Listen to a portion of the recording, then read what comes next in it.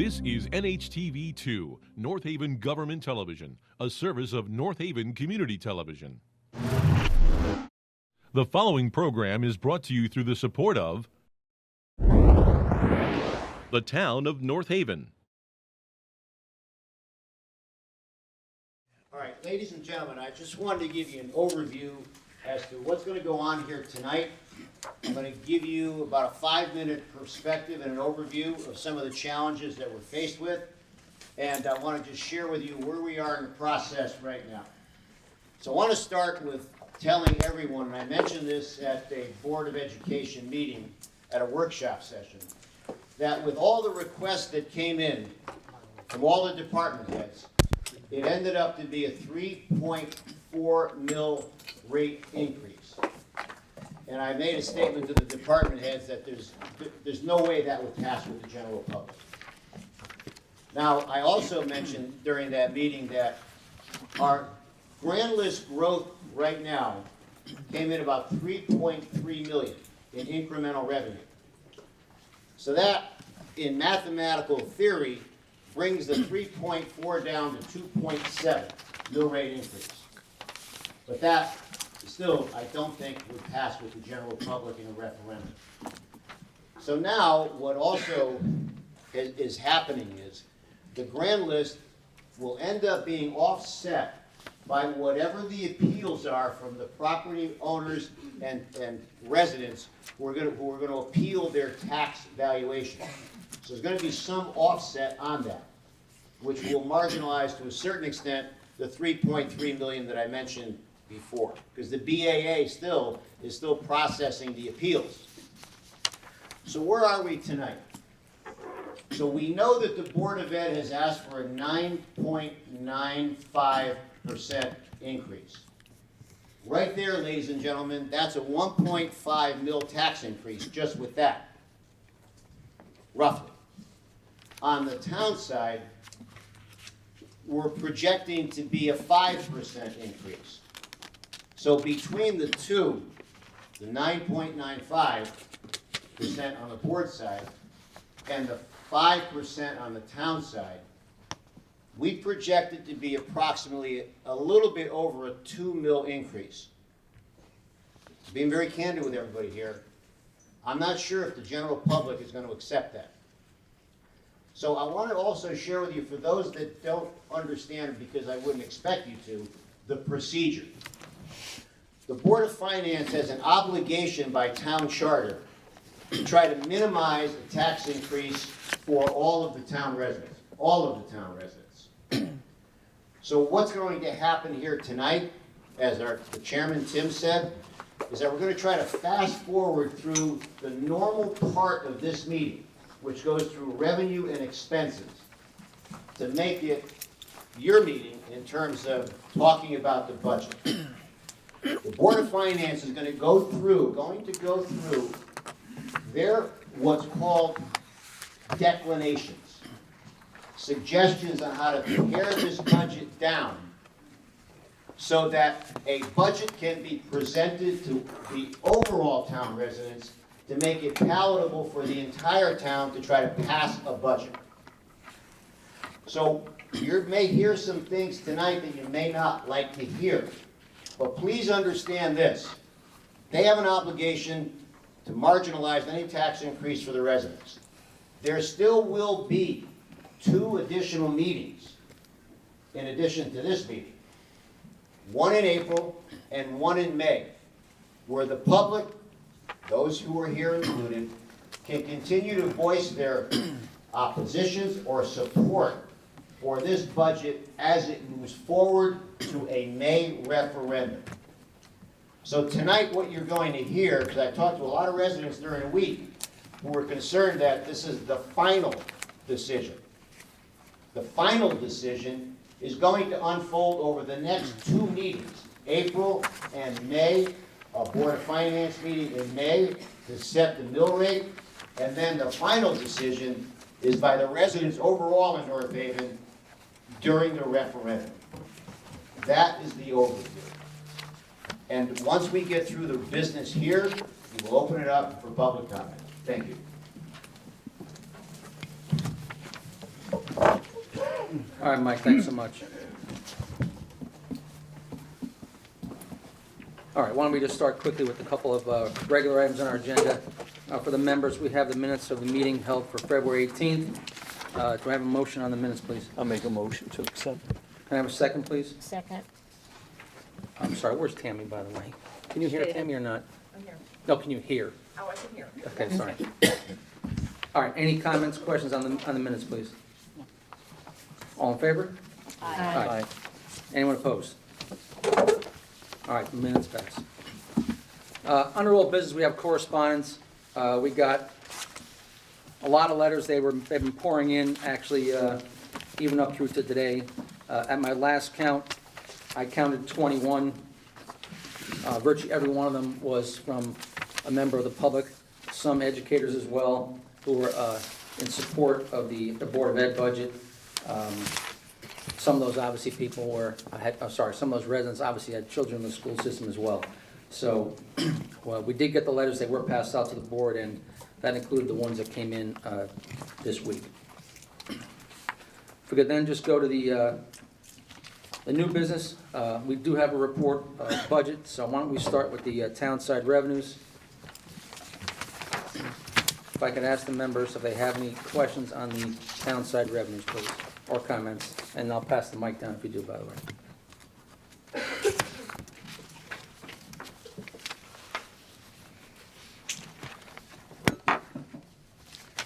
Mike? I can postpone my questions for till April, if you wish. Did you want to comment on the tax rate? Tax collection in this month?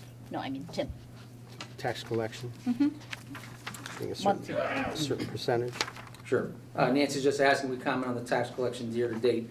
So for the month of February, sorry, we collected $4,595,410. So we are at 98.4% of the 121 or so million that we have budgeted for the year. So we are tracking quite nicely. Any other comments on the revenue? Let's go to the expense side, please. Any questions for Rich on the expense side?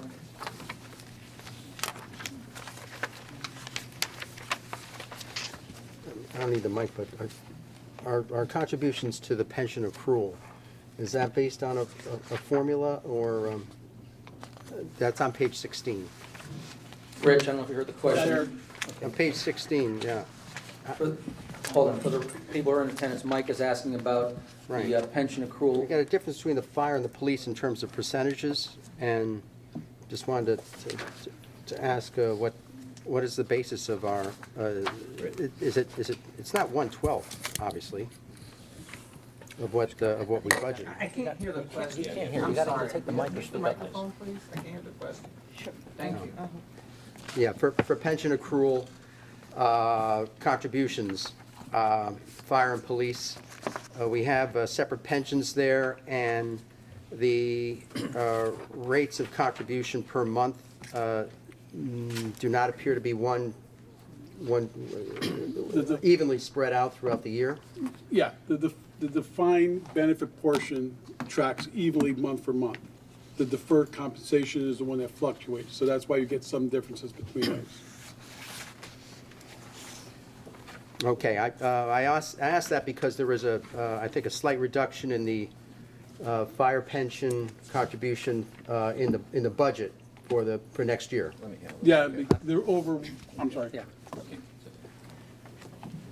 Mike, that's because if you remember the CAFR that we got presented, the fire department's pension is currently over 100% funded, and for those of you in the audience, usually on pensions, they talk about them being either the red, yellow, or green zone. I believe the green zone is anything funded more than 80%. We're in the fortunate position that the fire department's pension is currently overfunded a little bit. Okay, thank you. And it's overfunded, ladies and gentlemen, because not only do we make the annual required contribution, but Rich and I spent a lot of time on the investment strategy of the pensions. So when you have a higher yield, because the investments are doing well, in the fire department, from that fire department standpoint, it's 100% funded, because the yields and the composite of the investments are doing very well right now. All right, thank you, Mike. Thank you for that clarification. Other members have questions on the expense side of the budget? If not, why don't we go over to the Board of Ed reports?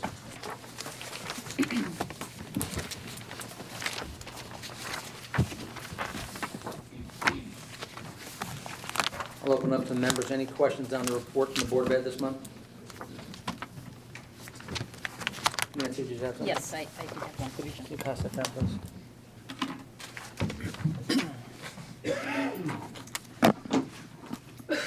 So my question relates to the medical and dental insurance line item, which used to be separated and is now combined in the Board of Ed budget. And I'm trying to determine the connection between the reported budget and then the reports that we get that consolidate the medical and dental claims reports. And it's a little difficult to determine exactly what the connection is. And so, for example, in this past month, there was a transfer from the non-lapsing fund into the medical and dental reserve for a total of about $291,000. But I don't see any other contribution in that particular month, meaning the month of February. And you would think that it should be a combination of the line item allocation or the month-to-date expense, which is about $294,000, combined with $291,000. Now, I know that there was a big lump sum payment that was made back in January, but I don't see any explanation from the Board of Ed or from Christian providing some explanation as to why this number in February is as small as it is. So if we could get some resolution to that at some point, I appreciate it. All right, Nancy, why don't we ask Rich to maybe check into that and get back to us? I do know at the Board of Ed's last meeting, they did vote to combine the medical and dental accounts into one account, Nancy. Yes. Anything else from the members on the Board of Ed reports? If not, I'll take a motion on all the reports, please. Make a motion. We have a first, we have a second. All in favor? Aye. Aye. Anyone opposed? All right, thank you.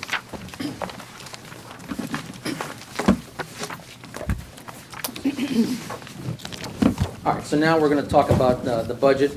I know Mike did give you an overview. I am going to make a couple comments myself first before we get into the business of the budget. Mike gave you some numbers, just to give you some idea of the magnitude of what we're facing. His numbers are slightly different than mine because on the Board of Ed, he used their revised number. But I think he said that, given the original budgets we had, it was around 3.3 mils of increases. The members do have some suggested declinations in front of them. We'll talk about those. But for those to pass as they are currently in the budget, it would be about a 1 mil increase. And then again, that's pre-BAA, which Mike talked about earlier. I think I do want the members to know that all the members of the board here are sensitive to the fact that we did have a 2 mil increase last year and a 2 mil increase the year before. And I actually happened to look at my own taxes before this evening. My personal taxes are up 26.8% the last 2 years. And I know a lot of the people in this room, and as I mentioned, the letters are here in support of the Board of Ed, but we do have to consider the rest of the town. These are large increases. As we were going through the workshop process, it became obvious to the board members that it was going to be a difficult budget year. At some point throughout the process, the board and the administration went back to the department heads and asked that they please resubmit some numbers with some cuts, given that we knew that the numbers we had probably weren't going to work for us. So each of the departments did submit some cuts. The Board of Ed did submit a cut from 11.17% down to, I think, 9.95, I think it was. And we did get suggested cuts from the other departments. So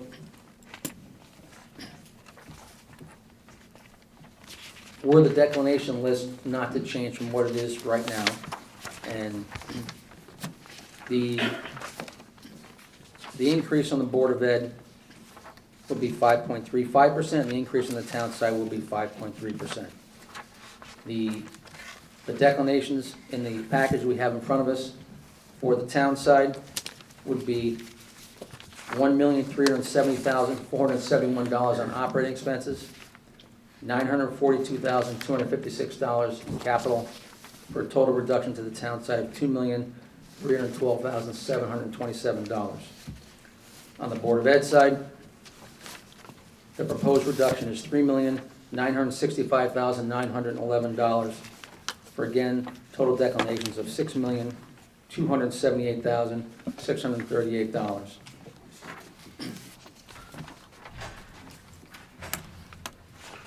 Now, I'll also tell you that we did get some good news today. I'm told by Mr. Monaco that we got a revised projection for the medical expense on the Board of Ed side, and based on the latest projection, that is coming in about $1.4 million lower than is in the current budget. So that would not change the declinations, but it does give the Board of Ed flexibility in how they want to manage their expense side of the budget.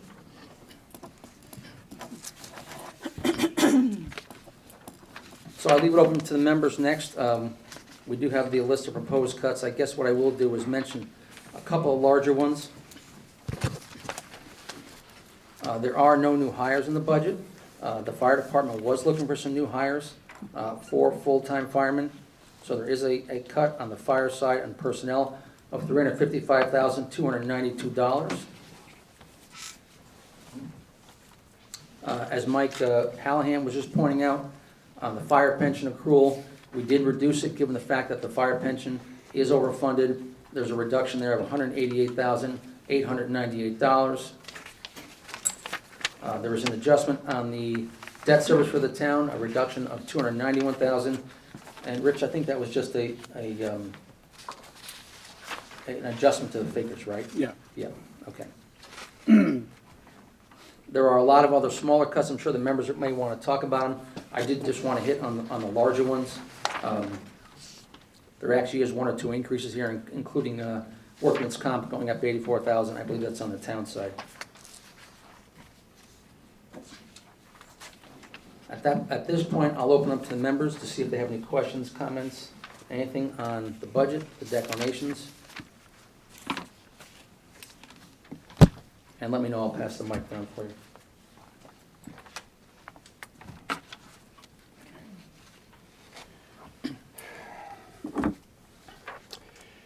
Nice of the crowd to show up this evening. I'm sure you're here for a valid reason, and we'll be getting to that. Similar to most years, the budget dilemma we face comes down to a tug of war between people who support the Board of Ed's requested increase as originally proposed, and the overall tax burden that most property owners are willing to support. I was surprised last year when an average 15% increase in taxes was approved at referendum. Maybe most people saw higher property taxes were accompanied by a significant reduction in their motor vehicle tax bills. But most people voted out of quality, out of the quality of our community, quality of our school system, quality of our services, and wishing to retain that under almost any circumstances. So we did receive this list of decrements here to the proposed budget for next year. Reduced everything, the total reductions were over $6 million. And it took $4 million off of the Board of Ed's request. And obviously this comes at a price, and a price that may be too steep for most of our residents. But the, I don't understand exactly how the decision was made to reduce it by $4 million. What line items those who made the decision would expect the Board of Ed to make. Because, again, that there's a price, there's consequences for all these choices. So the response from Board of Ed Chairman Ron Bathrick did mention some items here, and I'm sure you all are familiar with them, but I'm going to list them anyway.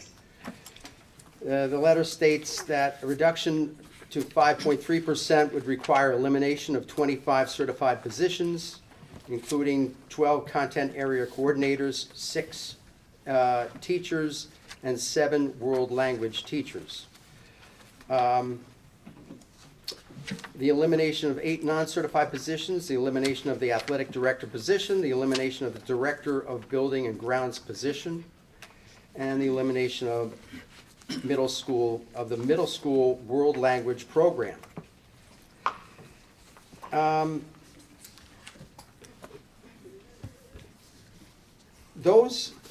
These cuts are not to things that I would call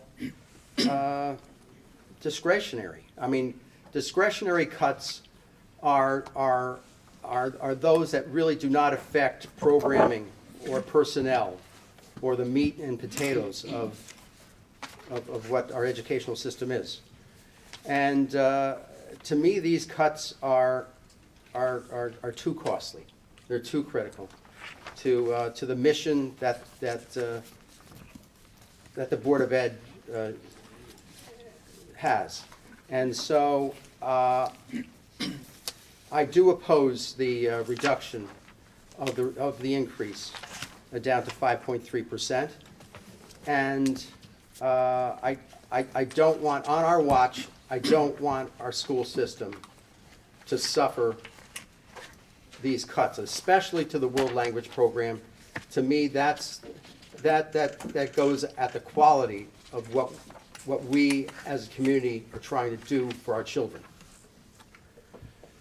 And so I am going to request that the board, that the chairman, that the first selectman reconsider that cut, that reduction. And it comes with some reasoning. The amount of non-discretionary items that increased in the Board of Ed budget, contractual, $621,000 for teacher salaries, $203,000. These are all additional increases that the town is obligated to pay if we keep the same number of personnel. $203,000 in clerical, $277,000 in additional workman's comp, $93,000 for other certified substitutes, $194,000 in bus transportation, and $4,717,000 in medical and dental insurance. Now that amount may be reduced by, may have been revised down by 1.5 million. But the amount of non-discretionary increase of those items, of those specific items, $6.1 million. And we're only allowing an increase in their budget of $4 million. Now that, the math doesn't add up. So we should take that 1.5 million in savings and include that in the calculation. But I am for restoring their request back to the 9.95, and I'm usually a 3 to 4% guy. I'm usually a very slow, steady increase every year to satisfy our contracts, to satisfy our obligations, and to continue to possibly grow and thrive. But we can't have a setback like this. And we all know why it happened. We know the predicament we got ourselves into when we decided, when Board of Education Finance decided to utilize reserves to pay for the medical and dental in the current year. And that put everyone $2 million behind the 8 ball. But whether it be a situation where we're obligated to buy a fire truck, or some other thing that just was caused by circumstances that we'd rather not repeat, we have to find solutions to our problems. This budget does not solve the problem. It actually creates more problems. So I think we should leave it up to the voters of this town to decide whether they want our school system to be adequately funded and to give them a budget for which they could be proud of. And therefore, I'm requesting that we reconsider, add $2.5 million back in education funding in this budget, and honor the request from the Board of Education.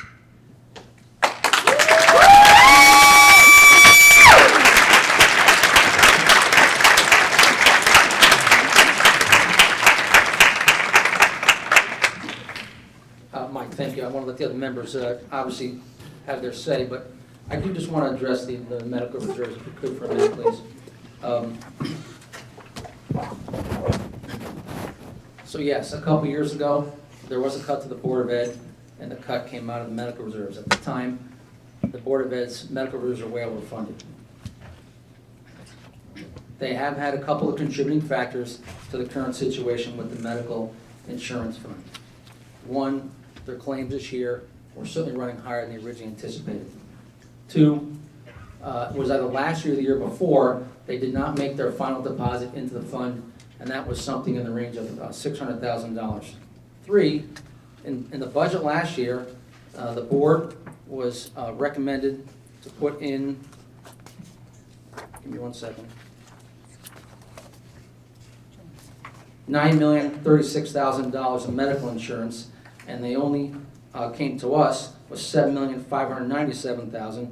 And likewise, in the workman's comp side, it was recommended $500,000, and they came to this board with $222,600. So the overfunding there was another $1.7 million. So I don't know that I ascribe to your view on what happened with the medical insurance fund. I'm sure we can debate that, but that's my view. Having said that, the other members like to speak, I'd be happy to yield the microphone. Anyone down that end like to speak? Please. I can honestly say, I don't think any of us sitting up here want to see anyone lose their positions. But unless we can figure out where we can get this extra money from, something has to give. I don't know exactly where that might be, but I think the Board of Ed will figure that out if it comes down to the Board of Ed. We've already cut quite a bit off the town. People in some of those letters said that we didn't touch the town budget. That we did. A lot came off of the town. So, and obviously, I'm looking right here, the fire department is probably not happy with what we just said. But if anyone's got some suggestions as to how we can make ends meet, that's what we need to hear. We can't just keep spending if we don't have the money to do that. But again, like I said earlier, we don't want to see anybody lose their position. We truly do not. So I wanted to share some of the things that I'm involved with at a state level. So I met with the governor about 3 weeks ago, a private meeting with him and actually his wife Annie. And I was representing Connecticut Conference of Municipalities and as president of the Council of Small Towns, which I've been president of both of these. And we talked about the increase potentially in the foundation grant of education cost sharing. So the governor is open to incremental money for ECS However, his position was that he would prefer to do it not this year, but in the next year. At the same time, I met with the leaders of the Senate, and in a bipartisan fashion, we went to Hartford, and now there's momentum. We don't know how it's going to end up, ladies and gentlemen, but there's momentum to increasing ECS across the state in this year's budget, because we've basically been flat funded, as most of the other municipalities are, with the exception of maybe some of the distressed communities. So what does that mean? Well, the formula is presented to be $1,000, I think it's $1,000 per student in the different districts. So that would be a significant amount of income, ECS grant income, to us in North Haven. However, there's a wealth formula that comes into play. And that means is the distressed municipalities in this formula will probably get more than towns like North Haven, Madison, Guilford, and Brantford. So we don't know where it's going to land. But it seems that there's enough momentum to try to do something in this fiscal year. Now, our referendum is in May. So we've got to see how we can get this implemented before not only the May referendum, but before the May town meeting. Don't know where it's going to end up, but I think with what I sense to be the momentum, there might be an increase for cities and towns across the state on the ECS side, which would be a good thing. Tim already mentioned the 1.4 million on the insurance. The claims history has come in less. Heard what Tim said.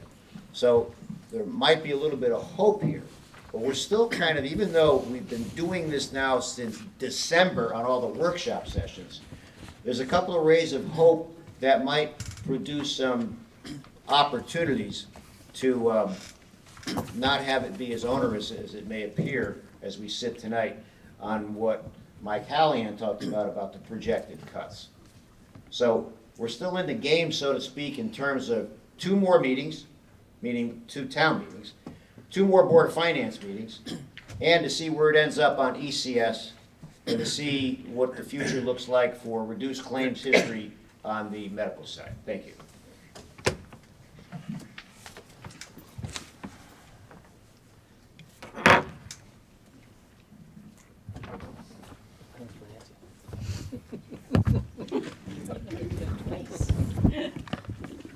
Why don't you address what he said? Oh, well. Good evening, everyone. So I thought I might shake things up just a little bit tonight, if the chair will grant me just a little bit of latitude. So I'd like to initiate what I consider to be a really needed change. Historically, this March Board of Finance meeting involves what I consider to be a really huge information disparity. The members of this Board of Finance have the budget data and reports, and you sitting in the audience are completely in the dark. You don't get a budget book until the public hearing. So I don't think that's fair. Since we're all in this together, I think that it's very important to share information.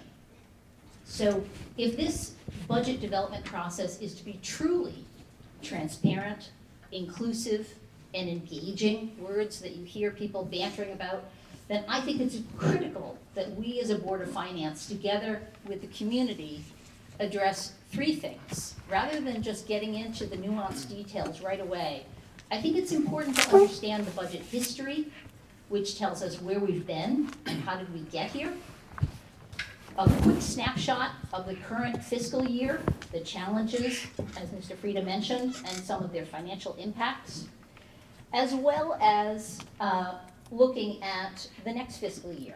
Not just one version, but a couple of different versions of the budget. So I've created a handout, and I'm going to give copies not just to my Board of Finance colleagues, but if Tammy, if you wouldn't mind handing out, I only made 50 copies, so maybe 1 per table, and people at the tables can share them.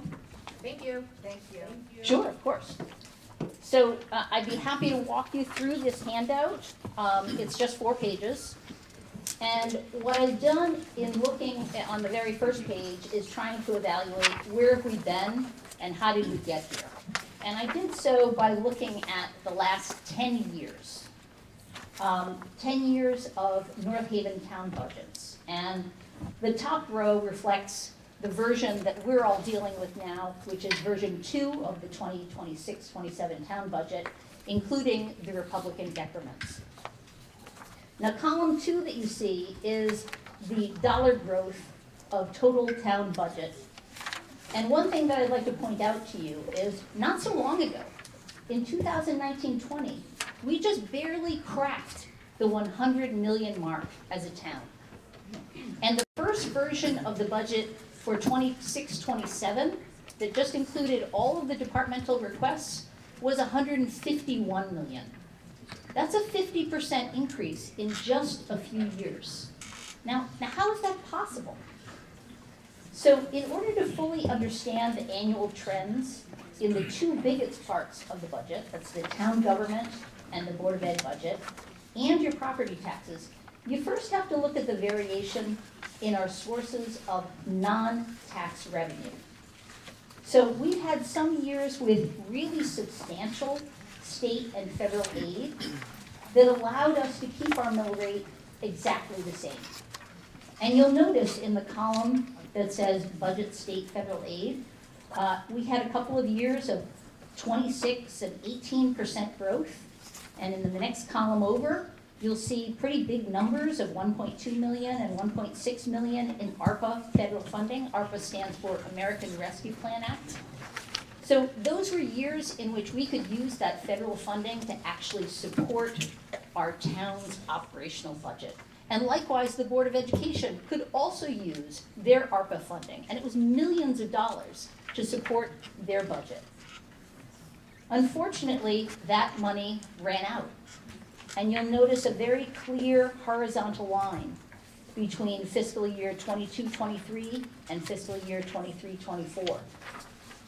And that is when the ARPA money ran out, and unfortunately, we saw the impact of that money, of that loss of funds on annual percentage change in our town government, the Board of Ed budgets, the required tax levy, that's the total amount of money that we have to collect each year in taxes, your individual property taxes, and of course, the mill rate. And part of the reason that that happened is that both the town and the Board of Ed used that federal money not just to buy things and pay to keep the lights on, but some of that money was used to hire people to work for both the town and the Board of Ed. And what do you think happened when that federal money was gone? We, the taxpayers, had to assume the cost of not only their salaries, but their benefits. And one thing else I wanted to point out to you is note the percent increase in tax levy is larger than the percent increase in the town budget each year. So there's a creep in the current property tax percentage as a percentage of total revenue. And so there's a bit of a double whammy. Not only is the town budget growing each year, but our taxpayer portion of the budget that pays exclusively by property taxes also continues to grow. So our wedge continues to grow. And as Mr. Frieda mentioned, we had a bit of a blip in our grand list this year. But there was really only one other year outside of the reval years in which we had a growth in our grand list. So that really hasn't helped us too much in the last 10 years. So the increased town and Board of Ed spending caused budget-driven mill rate increases for the last 3 years. So I have to correct the chairman. The last 3 years. And it is very likely that 26-27 will be the 4th year in a row with a mill rate increase.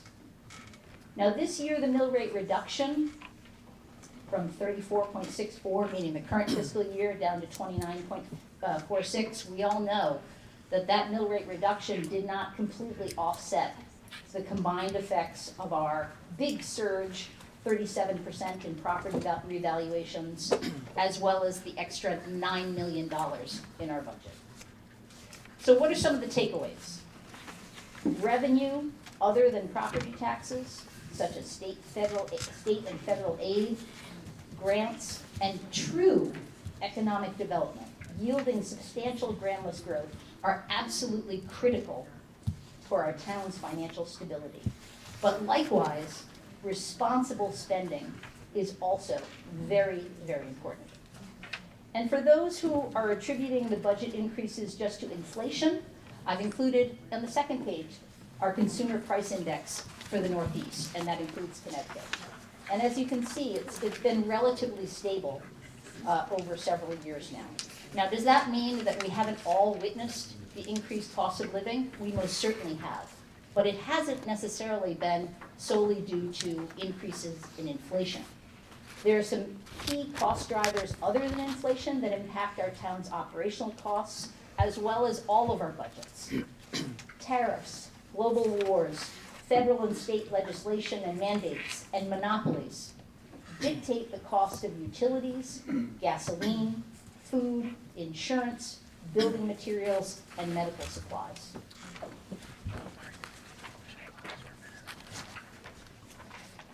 So that's kind of the snapshot of where we've been. So now the quick snapshot of where are we now? And I provided you with a brief description of 25-26. It's a one-page snapshot that describes both the town and the Board of Ed, and it takes you through the end of February. Many of the reports that we just discussed also include this. And so it's year-to-date revenue collected, expenditures, as well as some of the specific issues and challenges. But I'll let you all read that on your own.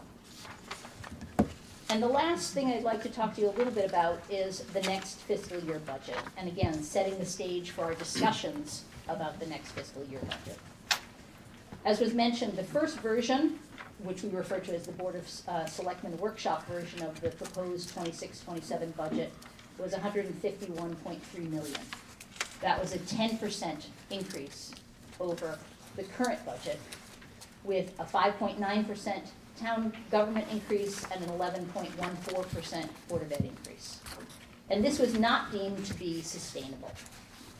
So as a result of the $6.3 million cuts from my Republican colleagues, we have the second version of the proposed town budget for next year, and that's about a $145 million budget. With 5.3% total increase, 3.6% increase for the town, and 5.4% increase for the Board of Education. Now we can think about this second version of the budget for next year in two ways. Either the glass is half empty or it's half full. So you can view it as cuts from the first version of the budget, or you can view it as increases over the current budget. And I'll address both. So the second version of the budget reductions from original, meaning the first version, requested, that resulted in a $6.3 million cut, and it was divided, as you can see in the last page, which is page 4. That $6.3 million was divided, 23% was absorbed by the town government, 62% was borne by the Board of Ed, and 15% by capital. Now conversely, if you compare this second version of the budget with this year's budget, the town government would get an extra $2.5 million, the Board of Ed 3.7 million, and capital an additional 1.2 million. Now we have to match both sides of the ledger. We can't just talk about expenditures, even though that's really the purpose of this March meeting. But the $145 million in expenditures will be paid for by the combination of two revenue buckets, predominantly. The first is current property taxes at about $130 million, and the rest, $15 million, from other sources of town revenue.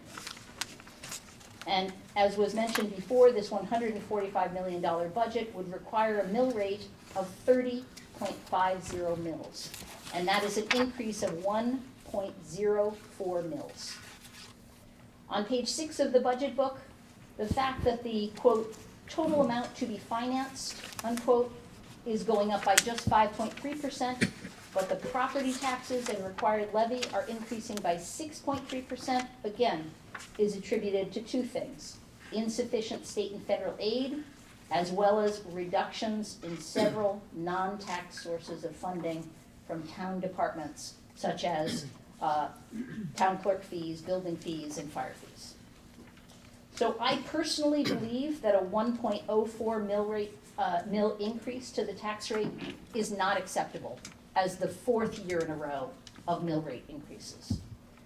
I support a mill rate increase of just 0.5 mils over our current mill rate of 29.46 mils, so that would get us up to 29.96.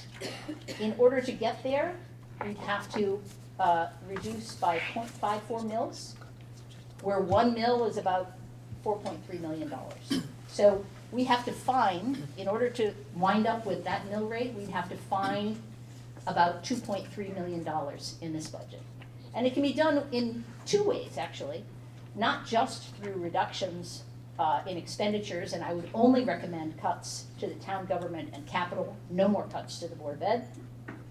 But I think we can also look very carefully at responsible increases to income projections from non-tax revenues.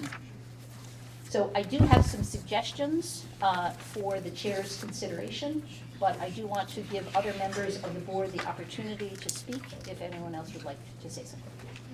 I would like to speak. Please. So town business versus corporate. So in, okay, closer, sorry.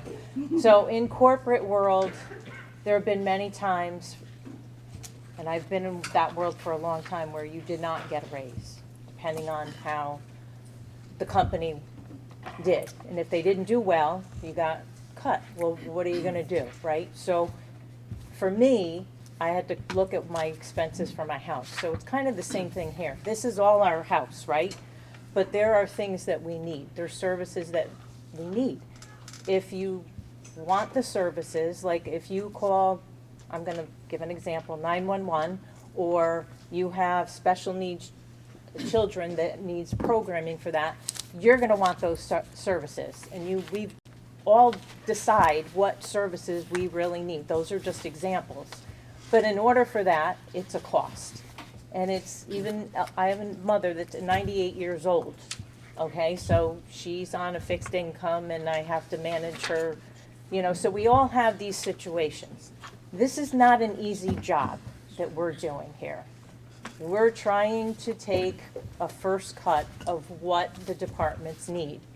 And we bring it to you, and you guys need to tell us what's important to you by coming here, making comments, we're listening, and then we put it to a vote. So it's not an easy job.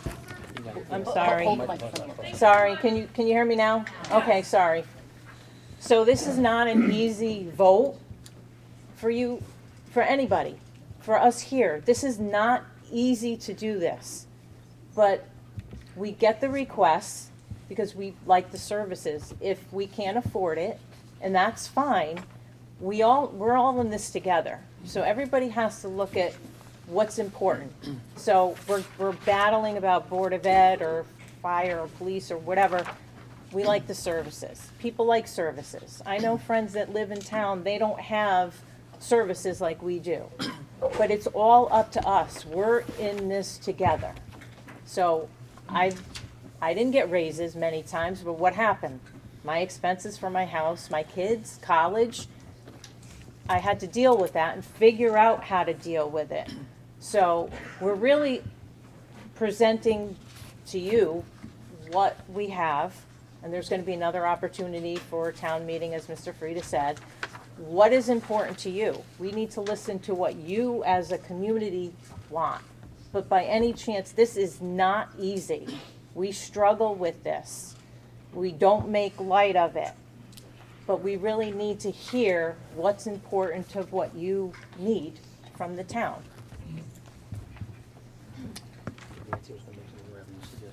Oh,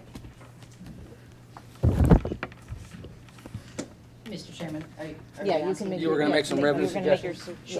su- yeah.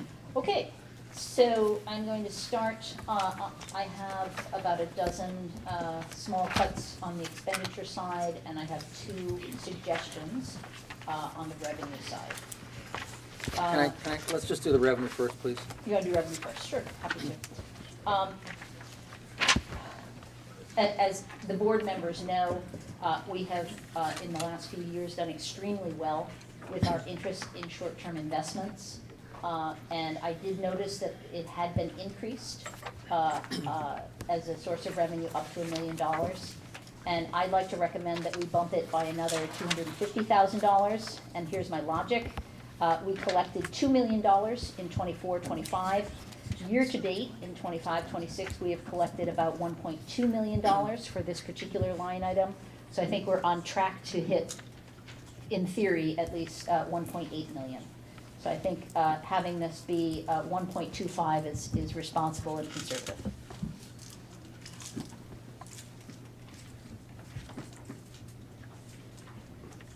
And should I move on? Okay, and my second suggestion for revenue is we have something referred to as town miscellaneous receipts as a source of income, and I would recommend that we increase that from $350,000 to $380,000 for a bump of $30,000. We collected $519.5 thousand in 24-25. Year to date, we have collected about $256,000. We're on track, if you do the math, to make it about $383,000. So I think a 380 increase is still within the range.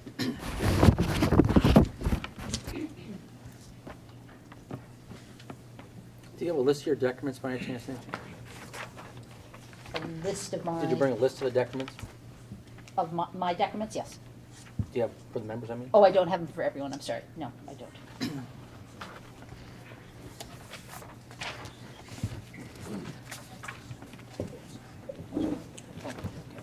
I also told her she was supposed to give you Anything else on income? That's it for income. Should I move on to expenditures? I think so. So these are additional cuts beyond the ones that are already in the book, is that right? Correct, that is correct. Let's start with the sum total. How much are they? It's about $640,000. And that breaks down to how much on the education side, and how much on the town side? 0 on the education side. I would say mostly on the town side with some capital, about 222 in capital. Okay, so, can I have the mic for just 1 second? Oh, of course. Sorry, can I make a comment or a Yes, question? of course. Hi. No. No, No, so, oh, hold on. No, Can I have the mic, please? I'm not sure we can do this. All right, my apologies, ma'am, but the public comment is at the close of the meeting. Okay, And then, of course, we do have the public meeting coming up on April 13th. I got it. The main concern that I have is that all this information, I think, is making the conversation inaccessible to literally anyone else who doesn't know any of these terms. Like, I appreciate the budget, but it's missing some key variables like number of students that are enrolled. And on top of that, a lot of the jargon that's being used is like keeping a lot of the community members out of the conversation. I would really love also just to keep an eye on the clock. We are on a school night, and most of these parents, there's actually several students in the room as well. So in the spirit of talking about education and making it accessible to the town and to the people who it's affecting, maybe at the next meeting you made a great handout. I would really love to see definitions in there, guides on how to understand what's going on, because you're talking all about transparency, lost the room immediately. Just some constructive criticism. Also, is it realistic maybe to get to the public comment in the next 10 to 15? I can't promise that. We have to take a vote before we even get to that. Understood. Is anyone else resonating with this? We have to go by the I think everybody else is getting an opportunity to speak. I agree. All right, so, okay, Nancy, so I just want to, because Mike obviously doesn't support the cuts to the Board of Ed, so you're supporting the cuts to the Board of Ed, and you'd like some additional cuts to the town, is that it? Correct. Okay. Sorry, how much are the town cuts again?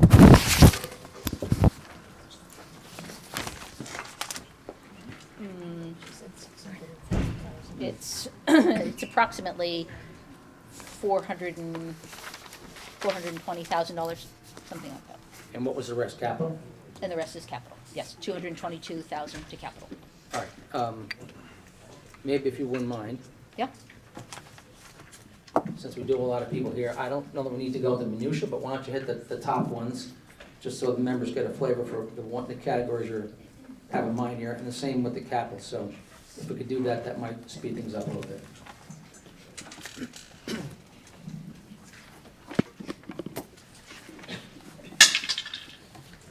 So I'm making recommendations, and I would like all of my recommendations to be considered by the board. So I'll try to go through them in order of their magnitude, if that helps. So one of the first things that I would like to suggest is, I didn't really see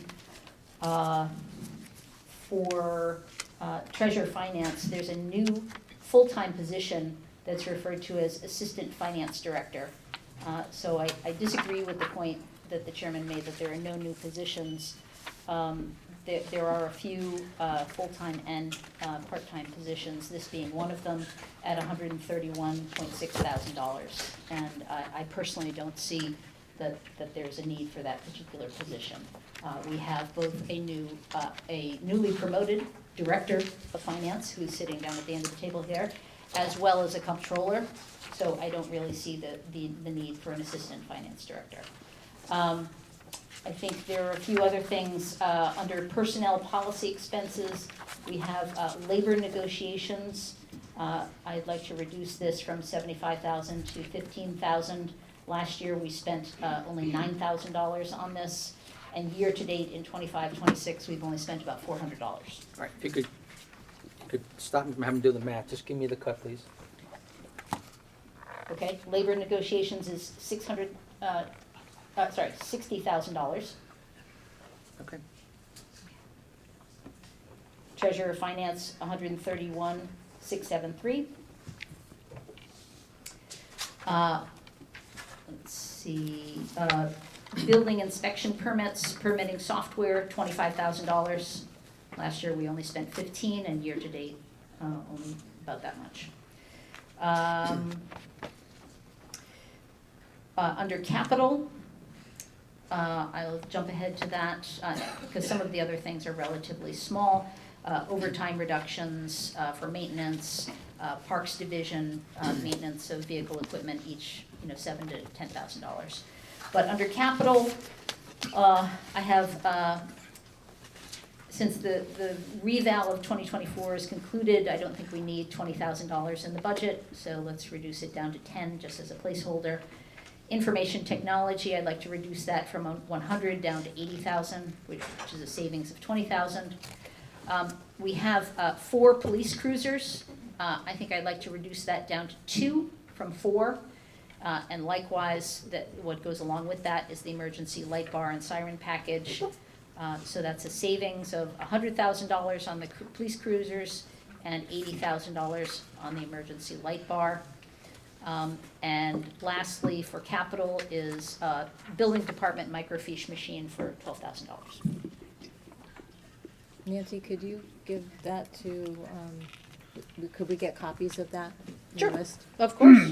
I mean, just let me interject just a few Come on, Rich, things. you gotta go to the mic, Mike. You can go behind it. Oh, okay.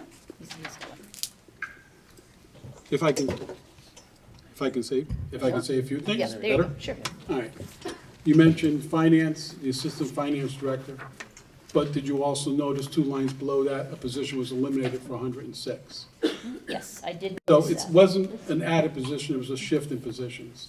As far as reval, and I don't have the list in front of me, so I don't know what all your items were, but we set aside 20,000 every year so that when it comes time for reval, the funds are there. Right now, building is going to New Haven Library to use microfiche. Is this something that can be cut? Yes.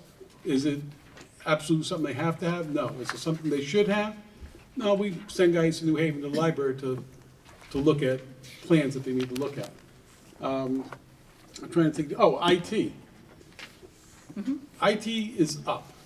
I mean, Alex saves every dime he can with his appropriations. Munis goes up, the software that we buy, everyone buys software, they update it, a new version comes out, well, the town pays all those licenses. Those license fees go up. Cybersecurity is more and more for us every year. I'm trying to think what other things you had that you mentioned. Please. Oh, the police cruiser, again, isn't an item that could be reduced, could he squeeze by for a year? Yeah. One of the other items is possibly that could be reduced was extraction equipment, because there may be another way of funding it, but right now, they're still in the budget. Right. So I just what know other that things- historically, we've funded 2, sometimes 3 cruisers, very rarely 4. And we've cut them back the last few years.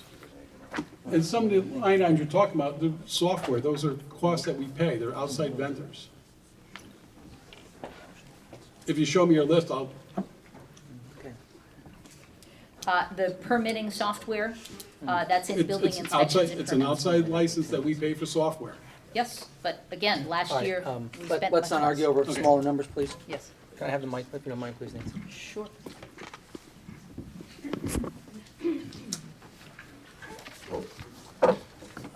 Tim, if I could just make sure everybody's clear on one other thing.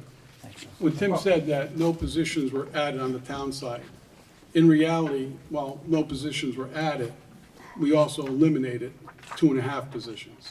We eliminated someone in Public Works, we eliminated someone in Finance, we eliminated someone in the tax office.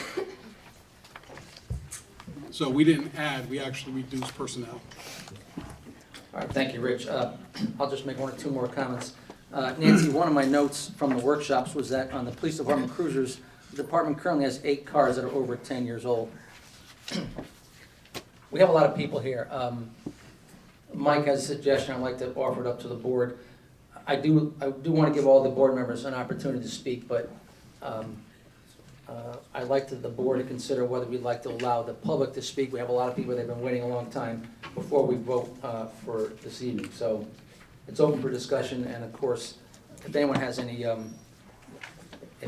comments before that, we'll take them. But I'd like to offer a motion that we allow public comment to occur before we take our vote.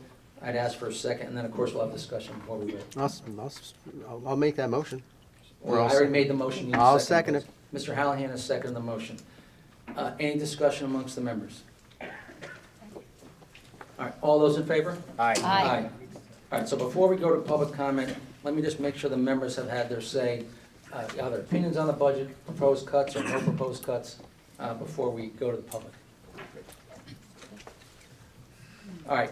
Sir, I just have a request that after public comment, that we recess for 5 Yeah, we'll minutes. do it, yeah. 5 minutes. Yeah. All right, we have way more people here than we normally get our meetings. It is late. I know people have a lot in their minds, but I am going to ask you to get 2 minutes, because otherwise we'll never get enough people to speak, and we'll never get through the meeting. We are going to use the microphone to my left that Mr. Monaco was using. Please line up behind there. Please state your name clearly, and please give your address. And I would ask the audience to please allow the speaker to speak without interruption. Thank you so much, and if you'd like to go ahead, ma'am, please go ahead. Krista Kaplan, 14 Governor's Drive. I do have some prepared comments, but based on some data sharing that happened this evening, I do want to share some data of my own, because there were some implying that teachers should possibly not be getting raises, because a lot of the increases on the Board of Ed side is contractual. We negotiate in good faith, right? And that should be upheld. And this budget should not be put on our back.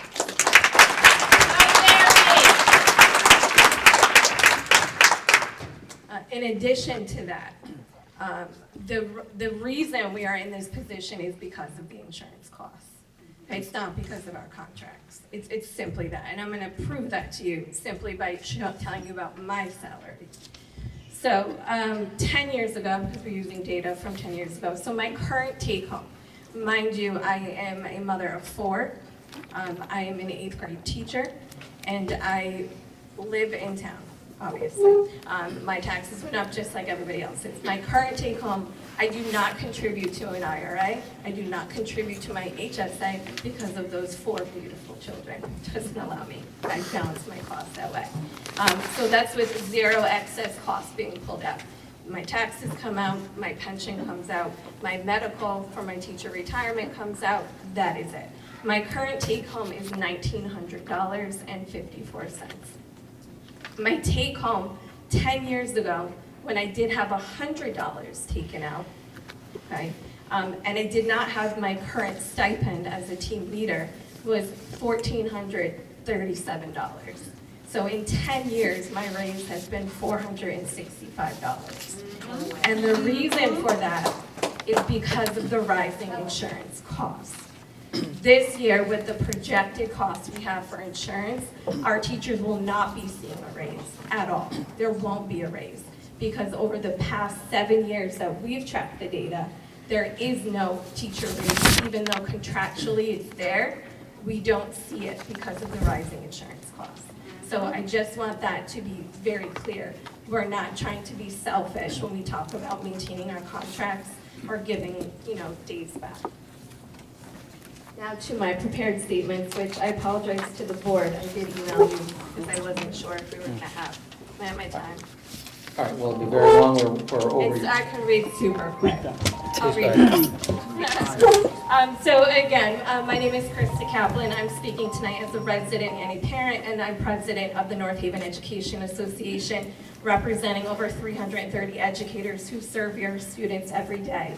I want to begin by acknowledging the difficult responsibility this board carries in balancing our town's finances.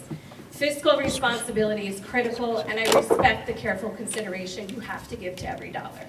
At the same time, the decisions made at this stage will have profound consequences in our classrooms. While the Board of Education will ultimately determine how those reductions are implemented, the level of funding this board approves directly determines what's possible.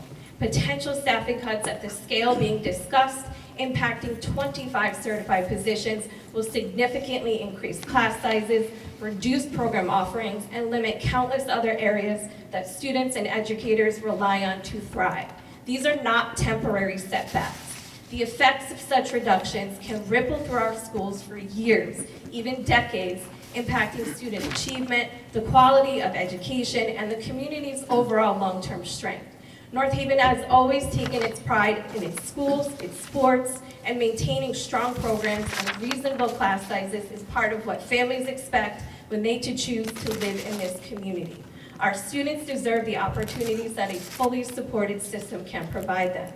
As you continue to work on this budget process, I respectfully urge you to consider all cost-saving options and not only balance the budget fiscally, or balance a fiscal budget, but the real and lasting impacts that these decisions are going to have on our students, our families, and the overall future of our community. Our schools are one of the most important investments that our community makes and needs to be the priority. Thank you for your time. Thank you very much.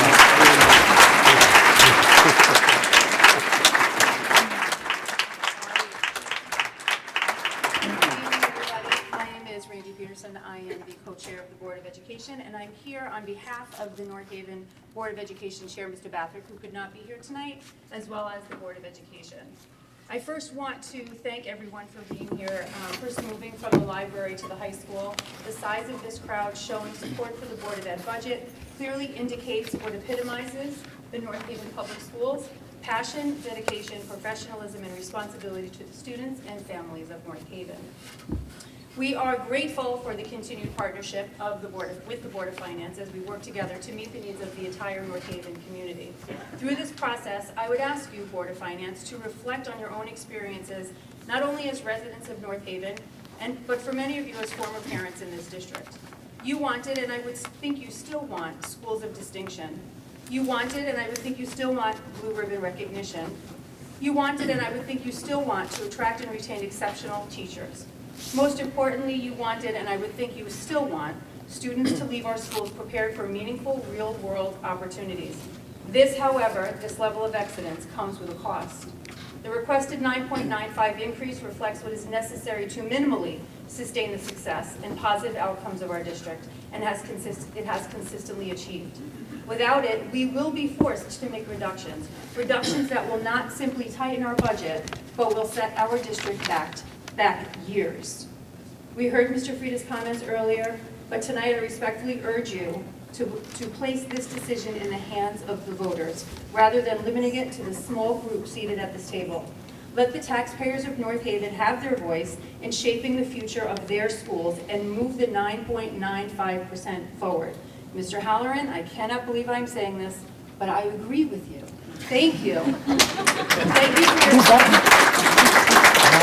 you for your support and for giving North Haven Public Schools the respect and consideration it deserves. Thank you. Thank you, Randy. You want to sit? Hi, Susan Benuti, Bassett Road. The only thing I'm going to say on the Board of Ed side at all is I was glad I went to the Board of Education meeting the other day, and Amanda put numbers, put dollars and cents with it. If the Board of Education got what they were asking for, her personal taxes would go up $68. I don't know if that included her town ones or not. No. If you would present something like that on a house that was assessed at $250,000, what would an increase be? That's what we have to hear, okay? I did not come here to speak about the Board of Ed. I came here to talk about the senior center, because on the town side, that senior center needs some attention. There's been no maintenance there in quite some time. There's mold all over the roof, all over the, what you call the trim. It's terrible. It's about to, leak right through. Please pay some attention to this and give us a power wash. And as always, I always ask for these parking spaces. We need to be relined, okay? This is what I'm asking for. It actually is in capital. Huh? It is in capital in this budget. Thank you. 68 a month. Amanda Gabriel. I live at 18 Renee Lane here in North Haven, which is a completely average 1,300 square foot raised ranch with 3 bedrooms and 2.5 bathrooms. Thank you, Sue, for your comments on the Board of Ed meeting. $68 a month is what my taxes would go up with this. And that was at the original 11.14%, not the reduced rate. So a little bit of context here. I am a data professional. It's not a flex or anything like that, but what I'm going to talk about is data today. I am the Senior Director for Customer Insights and Analytics for Mayo Clinic, which is the top hospital in the world. Not speaking on their behalf, but just telling a little bit of credentials about data. Looking at inflation from 2023 to today is laughable, and as an analytics professional, speaking on behalf of myself only, it would be a fireable offense. Also, as an analytics professional, we don't make decisions based on bias. We make decisions based on data. And we have several data inputs that I'd like to just underline tonight. I think Mr. Doheny said he got 21 letters in support of the budget. Maybe most of them were for the Board of Education. We also have the data point that we had to move venues because we were too big for the library. Another data point is that last year's referendum passed by a 2-to-1 margin, and I assure you that was not because of popsicles, it was not because of loyalty to Mr. Frieda, and it was not because we are all so rich that it didn't matter. It was because people cared about our schools. And Mr. Monaco, did you say that the town is reducing personnel by 2.5 positions? Yes. Is that via attrition? One is, yeah, actually, yes, they're both leaving. No, one's never been hired, hasn't been there any year. Okay, because I think we're looking at 35. And one just retired, so we're not going to replace him. We're looking at 35 very real positions on the education side, 25 certified educators and others. To me, that is not a commensurate cut. And did I hear correctly that there's $1.2 million left in capital on the town side? Because the Board of Ed did not request any capital this year. 700,000 is just leases for the fire engines. Three fire engines. So I think folks are expressing that they value schools, and I hope that you will listen to the 21 people who emailed, the people who packed this auditorium, or this cafeteria rather. Like, we count too, we count. And like, it is my taxes that will go up, and I'm saying that I'm okay with it for the Board of Ed increase that we're looking for, and the town increases that we're for. I want those fire trucks, you know, and I think we should ask the people of North Haven if they're okay with that tax increase. And to Sue's point, I have a calculator that folks can use if they'd like to. It's just an Excel spreadsheet that you can put in your assessed value of your home and the proposed mill rate, and you can see what your new tax value will be. It helps me because I'm on a monthly budget. Thanks.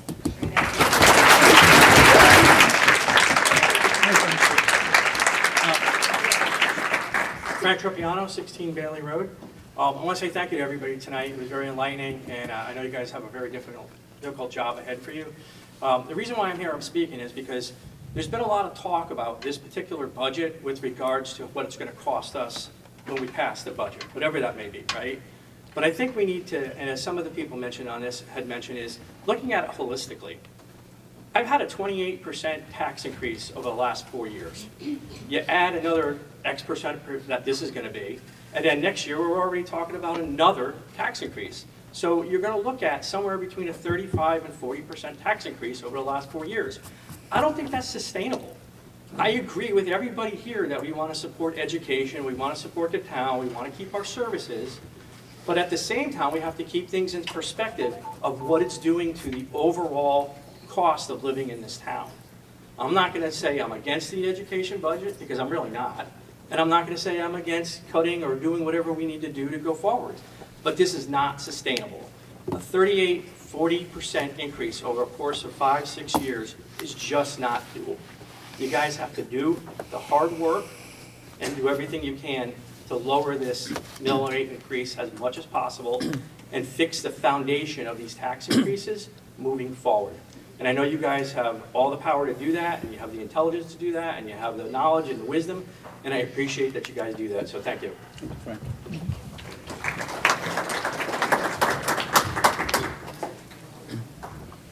Good evening. I'm Nancy Bianchi. I live at 36 Hartley Street. I've been a North Haven taxpayer for 30 years, as well as a public school parent for 15 years. And I am writing to you to share my dismay over the proposed cuts to the North Haven school system. I believe that these cuts will do immeasurable harm to our students, staff, the reputation of our programs, and will also negatively impact property values as prospective buyers opt to move to area communities with more robust academic programs and financial support. For example, it is well known that starting foreign language in high school is detrimental to students. Even starting foreign language instruction in middle school is too late for deep proficiency of a new language. So removing foreign language classes in middle school is a sure way to hold our students back from foreign language mastery. We need to maintain our current staffing levels and programs to allow all students in North Haven to achieve their highest potential. The main reason I moved to North Haven was the reputation of the school system, and I have loved the North Haven schools. Both of my daughters benefited from the opportunity to pursue personal topics of interest while building problem solving and interpersonal skills in the integrated day program at Ridge Road School. My younger daughter also enjoyed the creative learning program in elementary school. The middle school provided an opportunity for exposure to the performing arts, as my older daughter participated in theater and the band program. Finally, in high school, both daughters thrived in the art and sports programs. Without these programs, my daughters, as well as countless other students, would not have developed in the ways that a comprehensive public education expects. Namely, my daughters would not have realized their unique leadership skills and creative thinking abilities without North Haven's athletic and art programs. After spending 10 years practicing ballet, my daughters opted to try team sports in high school. They loved the field hockey and lacrosse programs and exhibited great pride in making the varsity teams. I have cheered for both girls and their friends over the past 6 years, and what I have noticed is that teams who have middle school programs have better prepared and more competitive players in high school. Moreover, middle school should be a time to try different sports and build confidence to become a more seasoned and prepared athlete at the high school. It is hard to level the playing field against area teams who have expansive middle school sports programs. Our North Haven students cannot be denied the chance to play organized sports in middle school. Doing so will negatively impact their confidence, self-esteem, opportunities to build positive friendships, and ability to compete at a high level in high school. Further, as the parent of high school athletes, I appreciate and respect the role of Athletic Director Steve Blumenthal. He has an extremely important role in coordinating the various coaches and programs to ensure that our student athletes have a productive, well-run experience. Without his leadership, communication between coaches, players, and parents would suffer, as would our overall athletic program. We must maintain the athletic director position. In addition to the myriad opportunities to build one's sense of self and agency in sports, the ability to embrace one's creativity and artistic expression is equally paramount. The art program in North Haven has been top-notch since my older daughter entered K-1 in 2011. The staff across the elementary, middle, and high school programs have been outstanding, and they are the reason that my girls have embraced their identities as gifted artists. Each year, my family loves attending the Art Beat, which has been my favorite district offering over the years. None of this happens without gifted art teachers who work together seamlessly due to the professional and dedicated leadership of District Art Coordinator Diana Blythe.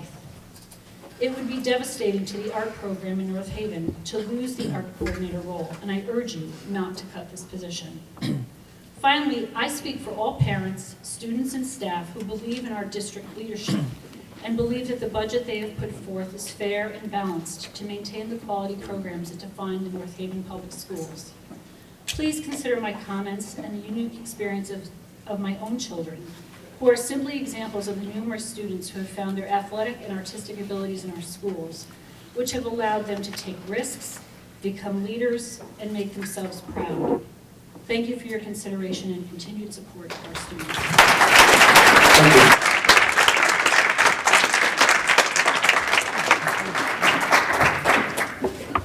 Been a long time. Bill Gambardella, 1014 Hartford Turnpike.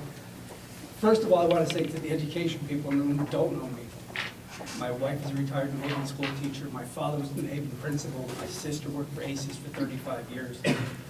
My mother-in-law was a kindergarten teacher to a lot of people in this room, I have to feel. So I understand what the education people are saying, and I get it. But I also do real estate. And I also understand that all the area towns around us are raising budgets by 2%, 3%, 4% at most. And we've done 7% year on year. And there's a good reason for it. I'm not blaming anybody for that. There's a purpose behind that. Billy, could you hold the mic up a little closer, please? We have to look forward to what we're going to be seeing in the near future. We're talking about rebuilding schools. We're talking about doing other things with our budgets. It's going to raise our budget even more. And how much more can we sustain by keeping our housing and what's available in North Haven attractive? Do we want to become more like Hamden? Do we want to become a place where people want to leave? I just moved my office out of Hamden. We couldn't pay the taxes anymore. We moved to Wallingford. We like the electric rates. And in terms of insurance, I don't know who's doing your insurance, but really hope people are looking around because we have Anthem Gold and we're not paying any more than we did a year ago. So it blows my mind, but I get it. It's a larger group of people. It's a different animal I'm dealing with. So, and I wanted to say to everybody too, the people on this board have been doing this a long time, and they're all very good at it. Even Mike. So, sorry, Mike. But we do have to look at the fact that we cannot continue to raise our budget 7% year on year on year. At some point, we have to start to look at that. This high school bonding, and I understand what somebody said earlier about how hard it is to understand the start. It takes a long time to figure this stuff out. I did a lot of time with this, so I get it. It's not easy, and figuring it out took me a lot of years of sitting down with our former finance director and having to explain it. And I made him do it, because I wanted to understand. We have 2 years left on the bonding for this high school, after which we'll get a little bit of break, and then we have to go into more bonding. So it's basically a continuing cycle. We have to look down that road and see where we're going to go. Those people on the board are going to do that. You have to understand, it's not a question of just paying everything we want. It's a question of how do we get there and trying to make sure we do it the right way.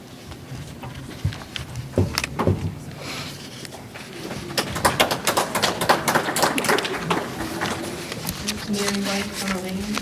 Question. what is most important above all else to answer public health and safety.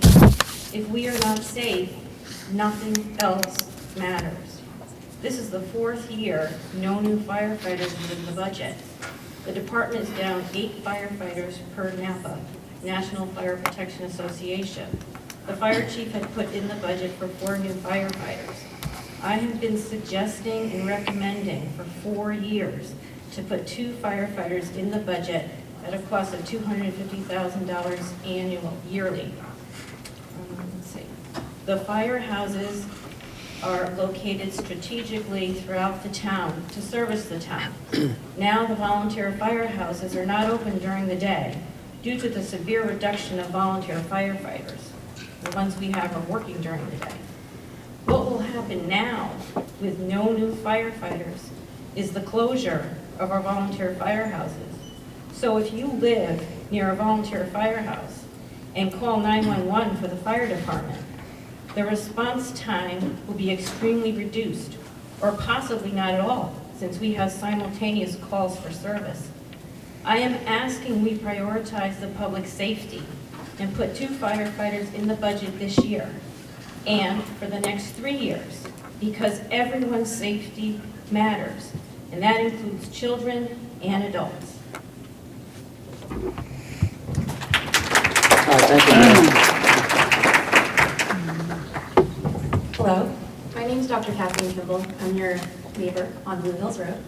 And I think I represent the group of folks that were using a little bit encoded language as rest of the town, which I think is people who are childless.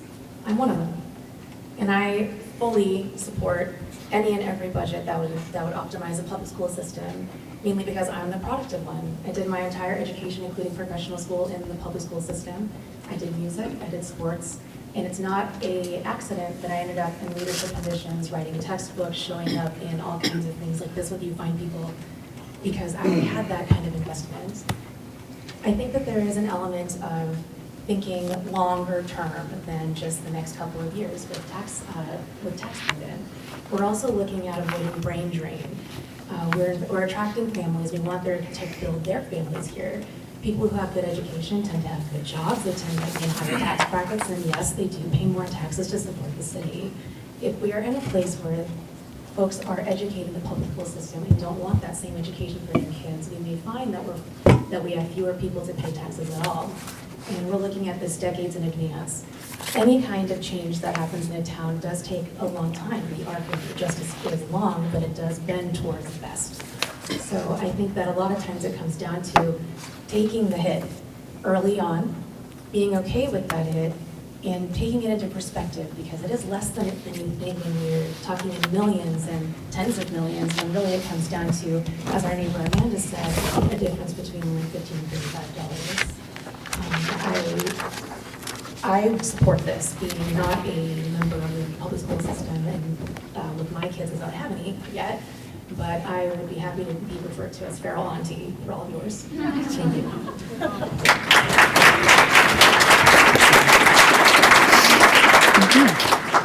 Alex Johnson, Fallon Drive, as a fellow childless person, and I'm like you, this is gonna sound really awful. Also single, so I'm not having kids anytime soon. I'm still making this statement in the sport of Board of Education. As North Haven residents discuss this year's town budget, I hope we take a moment to focus on what is truly at stake. The Board of Education's budget proposal has received significant attention due to its size. But when you look closely at the numbers, most of the increase is not about expanding programs. It's driven largely by structural costs like health insurance and contractual obligations that school districts across Connecticut are facing. The Board of Education received a $4.5 million unprecedented health insurance increase, largely due to federal legislation which is out of their control. This is almost half of their entire budgetary increase. If this had not even happened, the Board of Education's increase would be 4.45. Would the topic of cuts be even a discussion if it was 4.45? The children don't even have a right to vote on a decision that will impact the rest of their lives. Not the town's, the children's lives. Should they be punished by cuts to their education from things that are out of anyone's local municipal control? The Board of Education in every one of their meetings has made it abundantly clear that they have trimmed this budget down to the bare necessities, and there is no more fat to trim. If the Board of Education is required to reduce its request to the level currently being discussed, the impact will be not abstract. In their last Board of Education meeting, they made it abundantly clear what would be lost by more budget cuts. It would likely mean layoffs of over 30 people, mainly teachers, larger class sizes, and the elimination of programs that many families value. This would include the end of all middle school sports, the end of world language at the middle school, and cuts to the high school program as well. The end of the gifted and talented program, no summer enrichment, the end of several elective classes at the high school, and so much worse. These are not luxuries. They are part of what makes North Haven schools strong and helps students stay engaged, successful, and want to come to school every day. Also, all of these beautiful teachers in here who I love and also taught me. It is also important to remember that strong schools benefit the entire community. They support property values, attract families to town, and help ensure that North Haven remains a place where people want to live and invest. Also, most importantly, our schools produce the strong, educated community members we need to allow this town to function, to provide for each other, and to flourish. So also, we're making the future adults that will vote on this budget, and they're not going to be able to vote if they're not educated well enough to understand what's going on here. No one enjoys tax increases, and taxpayers deserve transparency and thoughtful decision-making. But we should also be honest about the trade-offs. Deep reductions to the education budget will have real consequences for students and educators. As the budget process continues, I urge the Board of Finance to carefully consider what is more important, a child's education, or if cuts must be made, leaf pickup, bulk pickup, trash pickup. Honestly, the police can live one more year with a 10-year-old car. There are plenty of things that would be fine, but losing entire subject matters. Subjects, we're not talking a few teachers, subject matters. And as Miss Nancy said right here, I speak 8 languages. And that's not because I went to some fancy college. That's a teacher's. Right here, when I graduated North Haven High School in 2012, I spoke 7 languages because of these beautiful people here. The World Language Department is one of the only few places for our diverse and multilingual students to feel safe. For our students that are struggling with ESL, sometimes it is the only teachers that they can have a real conversation with and express their needs, their desires, or even if someone's bullying them. Also for our multicultural community, you do realize that it is state required for us to have a translator when they speak with administrators. Who's going to do that? We don't hire anybody. It's the wonderful people and all the amazing world language teachers here that do that service for us at no additional cost. My final comment is that not only would this be devastating, but to do that to the children who can't even vote in this matter, it would be cruel. Do not cut a single cent left of the Board of Education. If you have to make cuts, make it to the town side. Otherwise, I agree with everyone in this room here. I'm sorry, but nobody has a crystal ball. Let us decide. It's our decision, it's our taxes, it's our vote, not just the people on this board. Thank you.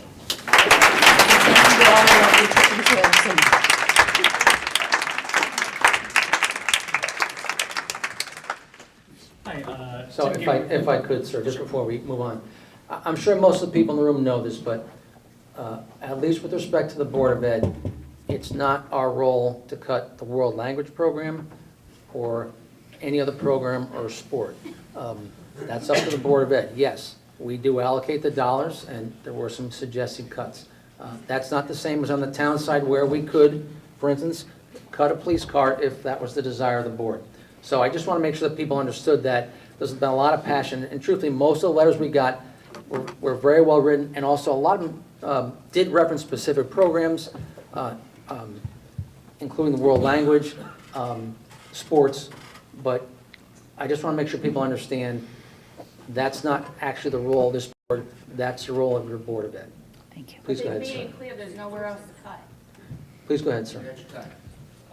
So Tim Gabriel, Renee Lane, want to put a finer point on that and some of the things that Alex and some of the other folks said as well too. So the Board of Ed did, when they were having their last workshop, it was in the context of, I think, what was discussed behind the scenes of a 5.3%.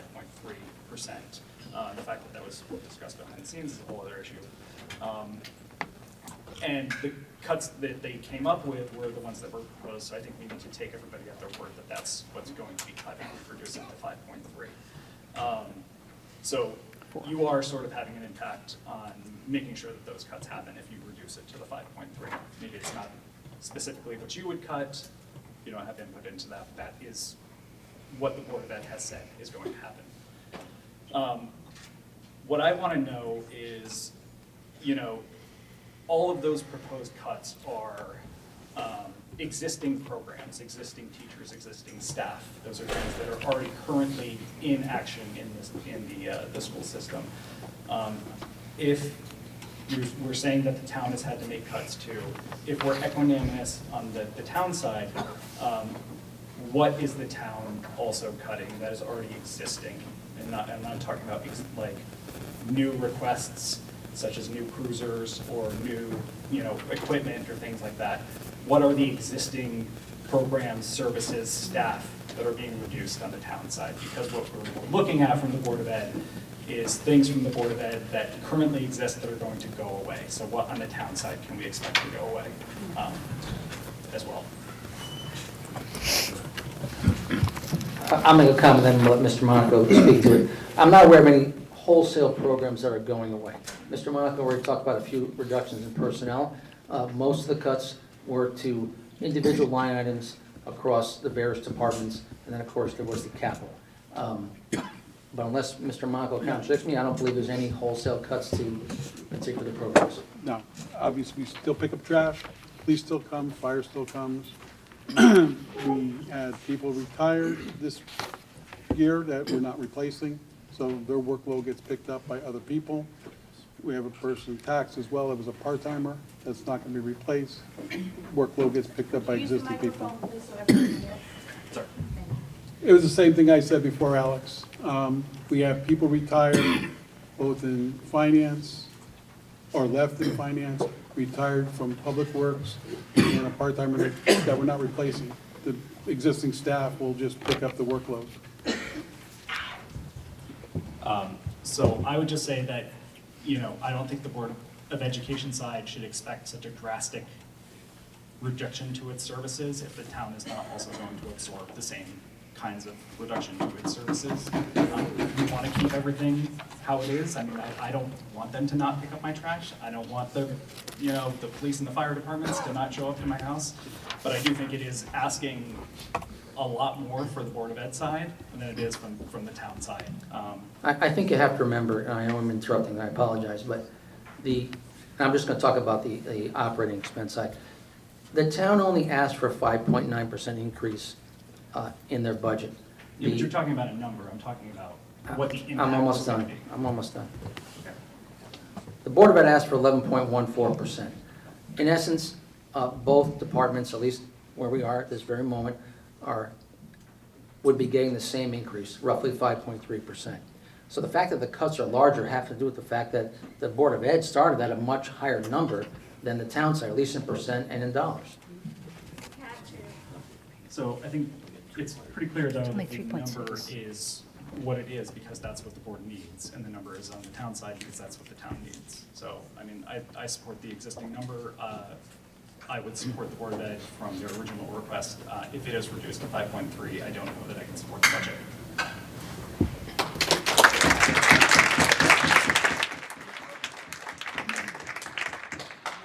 Good evening, my name is Peter Criscola. I live at 50 Fieldstone Court. I'm a senior citizen. I'm 76 years old, so I don't want to see my taxes go up, but unfortunately, you can't make an omelet unless you break an egg. It's very simple, okay? I'm a fire commissioner, I look around this, well, first let me say thank you to the board here. And our first selectman was doing a great job. I want to look around and say you guys did a great job coming out tonight. I hope we have the same support for our fire department, okay? I want to give you just a couple of quick things. Last month, I came up and said that we had 105 volunteers 10 years ago. We went down to 15 last month. Take that back, we're down to 11.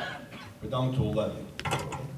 I asked about replacement of the engine that's supposed to come in 2027 that we purchased last year, I guess. Hopefully we could bond that. Today is Wednesday, Monday, I'm gonna use just numbers, 1, 2, 3. Engine 1 was down. We get a call, we go out with engine 2, it breaks down. We go out with engine 3. This is ridiculous. We have 27-year-old pieces. We have apparatus going out with 3 firefighters on it. NFPA says we should have 4. We have 3. We're understaffed to start with. I'm looking at, last night, our fire commission, we're doing building permits. We're getting money for those building permits. Goes into the general fund, is that right, Mr. Monaco? It goes general fund. General fund, not us. We're doing life-saving paramedic work. Where does that money go? General funds or back to us? It goes to general funds. When the deputy chief was hired, If you could give him the microphone, please, Peter. Oh, I'm sorry. just so I can answer your question. No, I'm Paul. sorry. No. I have no problem, I'll come and sit next to you. Several years ago, when the deputy chief was hired, what the fire commission and the fire chief presented at the time, that they were gonna add another chief for paramedics, because what he generated in paramedic fees would more than offset his costs. Absolutely. It's never happened. Never happened. It hasn't even reached, most of the times it was half of his salary, not even including benefits. Even today, he's never reached cost. That's a fact. I believe you, I'm not Okay. gonna say it's not true. I So, say but it's we true. still have him, we still have We him, still Deputy have them. Chief. Are the building But they permits generating more money than the fire marshals? If I could, Peter, Yes. just for a minute, please. Okay. Outside the WPCA, there isn't a single department in this town that generates anywhere near meaningful enough dollars to offset the dollars that they get from the taxpayers of this town. I'm not saying that there aren't specific items that generate revenue, you just mentioned two, but they're way offset by the dollars that the residents of this town give to the fire department and all the departments. So I don't buy the argument that you're making that there should be some more dollars going to the fire department because there's an individual there that's, is generating revenue. But the reality is, the town supports all the departments. We do get dollars from the state of Connecticut, for instance, and education, as the people in this room know, but the fire department is supported by the town and the people in this room. That's where the money comes from. I understand that. As of this year, I raised over $220,000 for the fire department. Not to buy toys or televisions, to buy life-saving equipment for everyone in this room. Okay, drone, heart-saving machine, draws of life, off-road vehicles. So I know what it's like. And I know that our equipment is extremely expensive. You said a police cruiser with lights is 75,000. Our engine is 1.3 million. I understand that. We buy one every 27 years, it looks like, because that's how old ours is. You change cars every 2 years. So when you multiply the factor, it costs more to buy the cars, okay? We are down men. We have captains. We have 4 captains. 5 captains now. That are making less than, I use the term sergeant, and other local fire departments. They're making less. They're in charge of an entire shift. They're in charge of $4 million worth of apparatus and people's lives. They're making less than a sergeant. So anyone that was in the military or police or anything else will rank. You understand where I'm coming from. Our firefighters are drained. Our volunteers are talking about being so overworked, and we have great volunteers. We have the best volunteers around, but they're just getting beat up. They're talking about shutting down all their departments that they have left, which is right now too, for the entire summer. So don't have any incidents over the summer. As of right now, there's no volunteers on all day. The departments are closed. We have overlapping calls.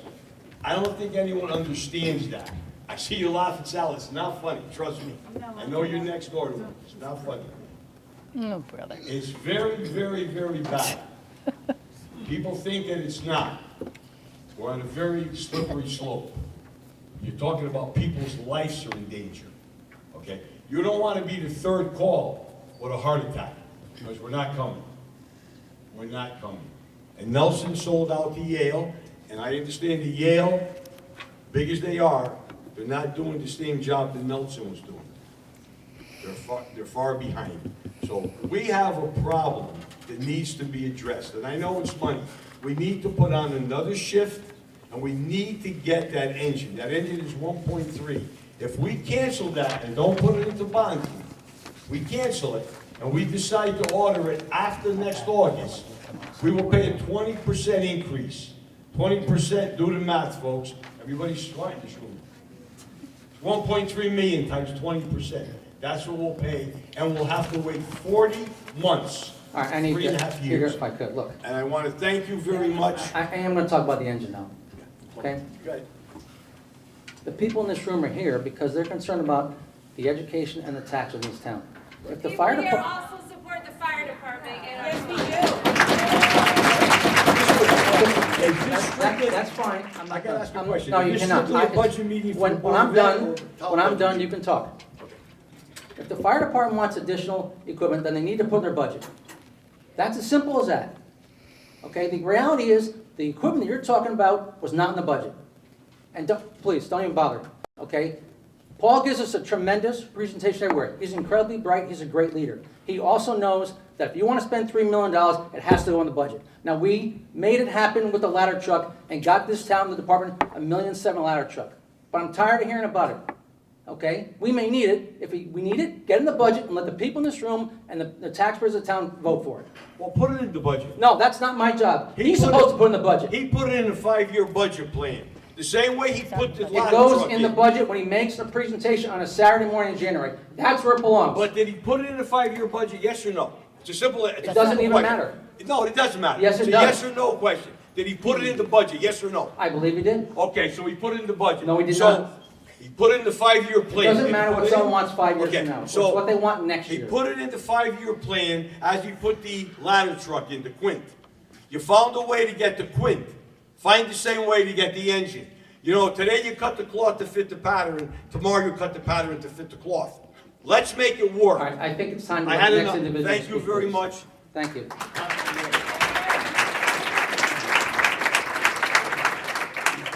Good evening, everybody. I'm Chris Sagnella. I live on 13th Rafford Terrace, and my wife and I moved in town in 2022. Sorry. I'm Chris Sagnella. I live at 13th Rafford Terrace. My wife and I moved here with our 3 kids in 2022, talking about looking about what tomorrow looks like. In 2018, I took a job in town. I teach at North Haven Middle School. It was a very attractive town to work in. I've been working for 28 years, and I worked in a couple other districts before North Haven. And one of the things that I remember after I got hired in North Haven is that I was worried about my tenure. You know, having 3 kids at home, my wife was working, but I was still, you know, I'm concerned about my own tenure here. And the comment was passed that said, we don't hire you to let you go. And that made me feel really good, you know, about being a teacher here. I thought that was a pretty strong position for a person to take, to say to me that even though they knew I was untenured, that they could kind of give me a verbal commitment to say, we're okay. You know, we run our town in such a way that you don't have to worry about that. I speak on behalf of the teachers here. I speak on behalf of the budget going through to keep people on board. As a parent, my kids are in schools now. I got 2 at the high school and 1 at the middle school. And I can't imagine if they went into schools and had less people to be there with them. It would definitely have changed my vision about North Haven, you know, when we were looking to move. It's an attractive town. It was an attractive town. It attracted us. I have 2 siblings that work here too. It's been great. And I would like to say that I think the quality in this town has brought me here, and I know will bring other people here, not just families, but other teachers as well.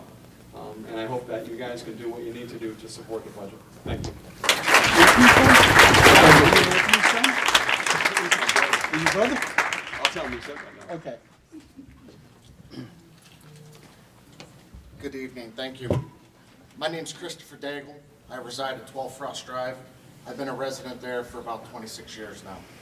I'm a father of 4, all of which my kids have all benefited from everything this town has to offer. 23 years ago, I stood up and spoke at the old high school at a budget meeting, as at the time, sciences were being threatened or were going to be on the chopping block due to budget cuts. This evening, as I sat and listened to how we got here, and I get it, I'm a dollars and cents guy, I'm a retired corporate person, I get it. How money comes in, how money gets spent, how budgets, how you gotta make the tough call. I get it, you have difficult decisions to make. That's why you're sitting there. That's why I'm not sitting there. Okay? Our schools are never a bargaining chip. I don't know why that comes up every time. Don't clap. Don't play, please. I don't know why every single town, schools become a bargaining chip. Okay? And then you say, well, we're going to take leaf pickup off the budget if this doesn't pass. Okay? I get it. You have difficult jobs. They're not easy. If you can take anything away from the comments that I made tonight, is my daughter is proficient in 4 languages. 2 of which she learned. Now, granted, no average child can just learn that. But it started here. Thank you. Thank you, sir.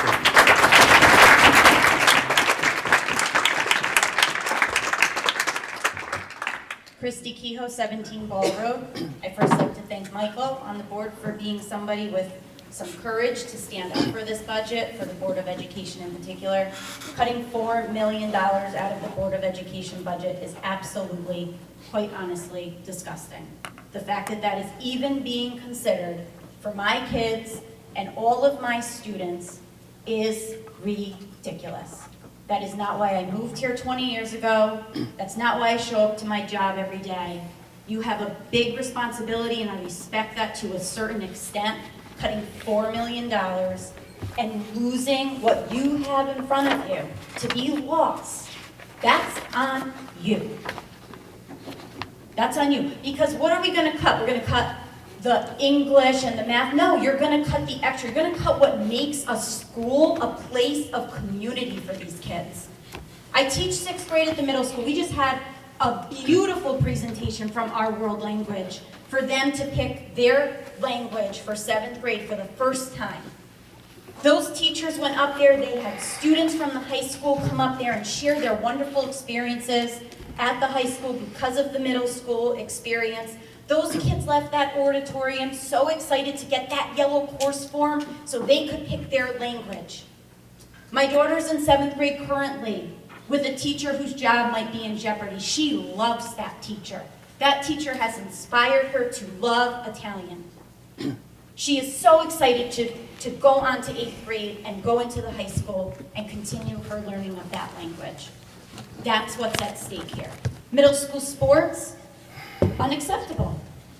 That builds culture. Whether you play sports or not, my kids didn't play sports for the middle school, but they showed up at those games to cheer on their friends. Show up at those games. You'll see the bleachers filled with kids cheering on their friends. That's culture, that's community. Though that's not a test score.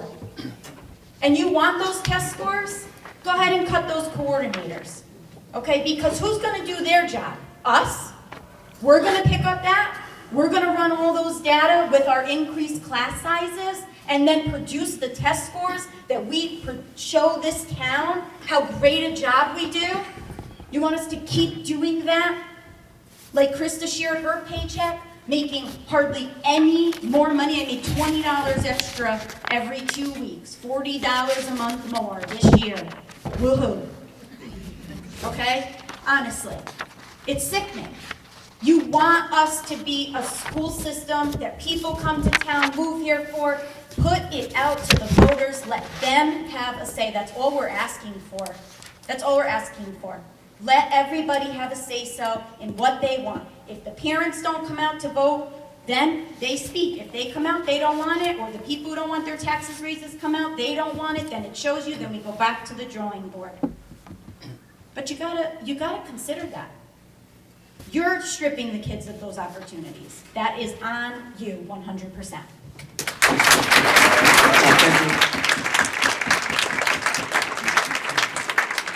Julianne Boussard, 12 Locust Ave. I'm a new homeowner in North Haven, a lifelong resident of North Haven, and a proud alumna of the North Haven Public School System. I want to speak specifically about the possibility of middle school world language program being cut. Cutting middle school world language does not just affect middle school students. Without 7th and 8th grade language courses, students in high school will only be able to reach level 4 of any of our languages. That means no level 5, no AP, and no new world language classes. So, when students start applying for college, they will already be at a disadvantage compared to their peers in other towns and cities. What keeps a community strong is having good schools. People move their families to North Haven because we have a reputation for our schools. I know my parents did. Part of that reputation is all of our course offerings here. If you cut middle school world language, North Haven will be less appealing to young families who sustain our property values. When I was a student at this very high school, the mission statement was always drilled into our heads. It reads, as a result of their experiences at North Haven High School, students become thoughtful, responsible, and independent members of a diverse, global society. We simply cannot claim to value diversity and then go and remove legislative rules for it, world language. Cutting middle school world language says that we don't actually practice what we preach and that global citizenship is not important. The community is only as strong as its schools. I'm a direct beneficiary of this program. It helps shape who I am today. Please don't deny the next generation of kids the same global edge that this town provides to me.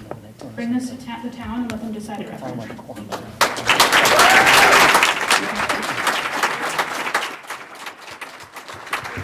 Anthony Giordano, 9 Beverly Drive, but I grew up in the Grove. As everyone knows. What you're talking about here is a generational cut. I've lived through many budgets. I'm a lifelong resident of North Haven, and I've never seen this many positions on the chopping block for the Board of Ed. So what you're talking about in having a generational cut is a decision that's being made by a select number of people on the board, who I all respect, and I know you have a very difficult job to do, and I know that the payers of North Haven and the residents do not want to see a huge tax increase like they saw last year. But we did have people come out. We did have people vote. We have a lot of people here today, all kind of saying the same thing.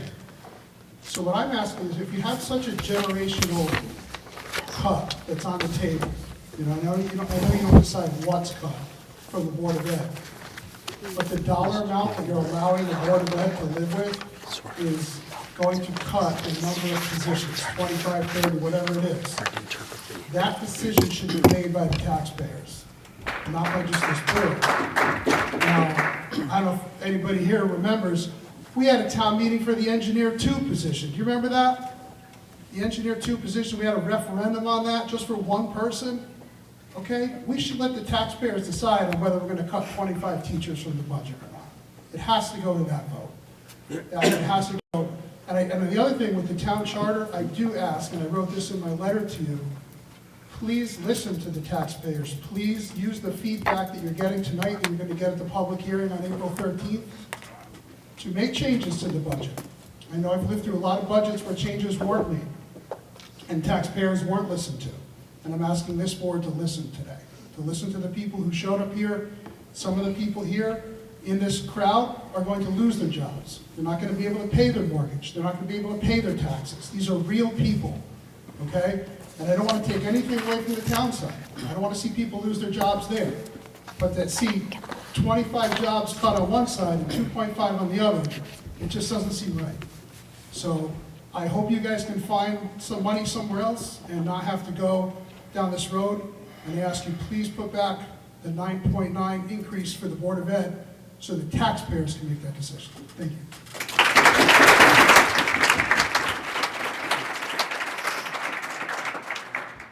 Good evening, Mr. Chairman. Nice to see you. Sally Blaney, 5 Blossom Drive.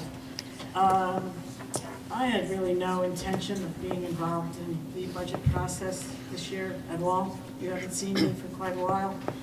I came here, I was really inspired to come here because I believe very strongly that not only this board and the Board of Selectmen need to know an accurate budgetary history, but so do the people.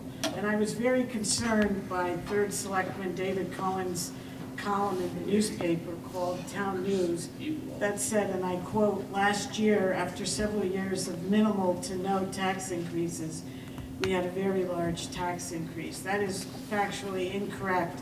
It's been mentioned here before, but I want to reiterate that if the taxes go up this year, it will be the 4th increase in a row, and the others were not minimal. I am a lifelong resident. I am almost 70 years old, and for 42 of those years, I was a homeowner and taxpayer. I am one.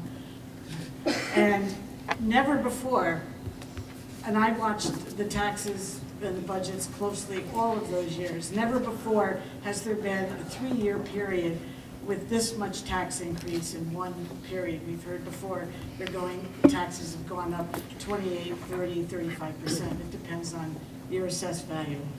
And so I really want to make sure that everyone understands. There are people that might have read that in the paper who are new to town, who don't follow town politics. I want everyone to know that it would be the 4th tax increase in a row. And I think that we could do better than the 1 mil increase. And I think we could do better. I agree with what Mrs. Barrett said about the revenue side. You could help the mill rate not just by cutting expenses, but by raising non-tax revenue sources. And I support what she said about the short-term investment. I also think we could do better with the first item on page 7 of the budget, the fund balance. As recently as 22, 23, and 23, 24 fiscal years, that number was 1.7 million, 1.4 million. I know that those days are long gone for us to use that much from the fund balance, but I think we could do a little bit better than 400,000. I also wanted to make a comment about the capital budget. I believe Ms. Amanda Gabriel asked about the town capital budget and was told the finance director mumbled something about a couple of fire apparatus and said 700,000. I want everybody here to understand that the capital budget as currently proposed is a 126% increase from last year. The town's operating budget only is a 3.6% increase.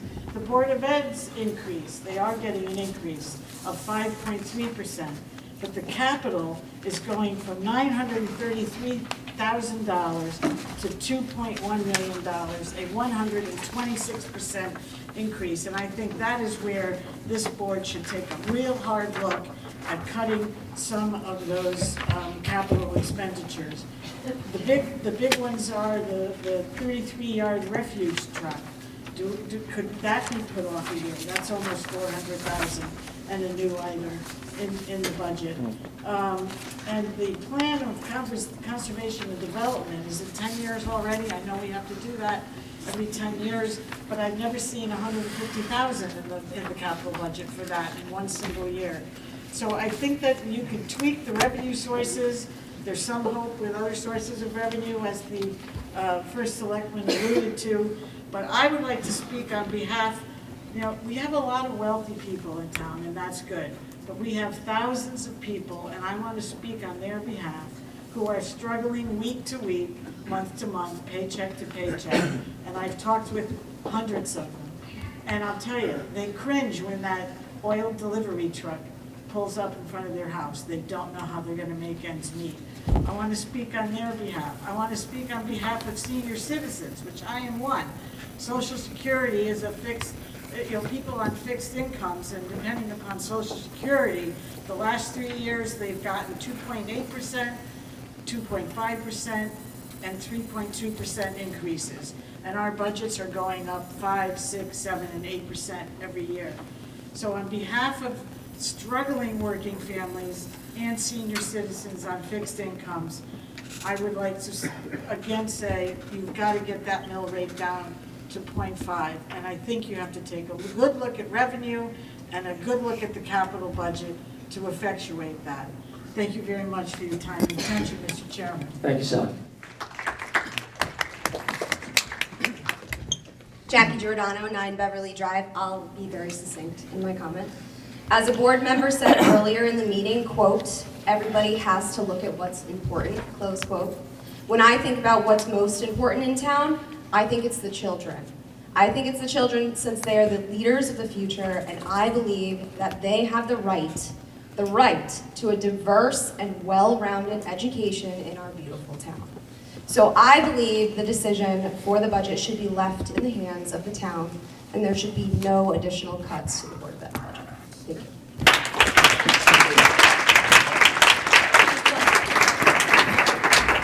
Sorry, just one quick comment for clarity. That paperwork that was passed out was not seen by the Board of Education. I'm not saying that the numbers are not accurate. We just don't know that they are. So that was something that was passed out by Mrs. Barrett, and the Board of Education was not able to view it before it was passed out to all. I just wanted to share that. Thank you. All right, thank you, Randy. Yep.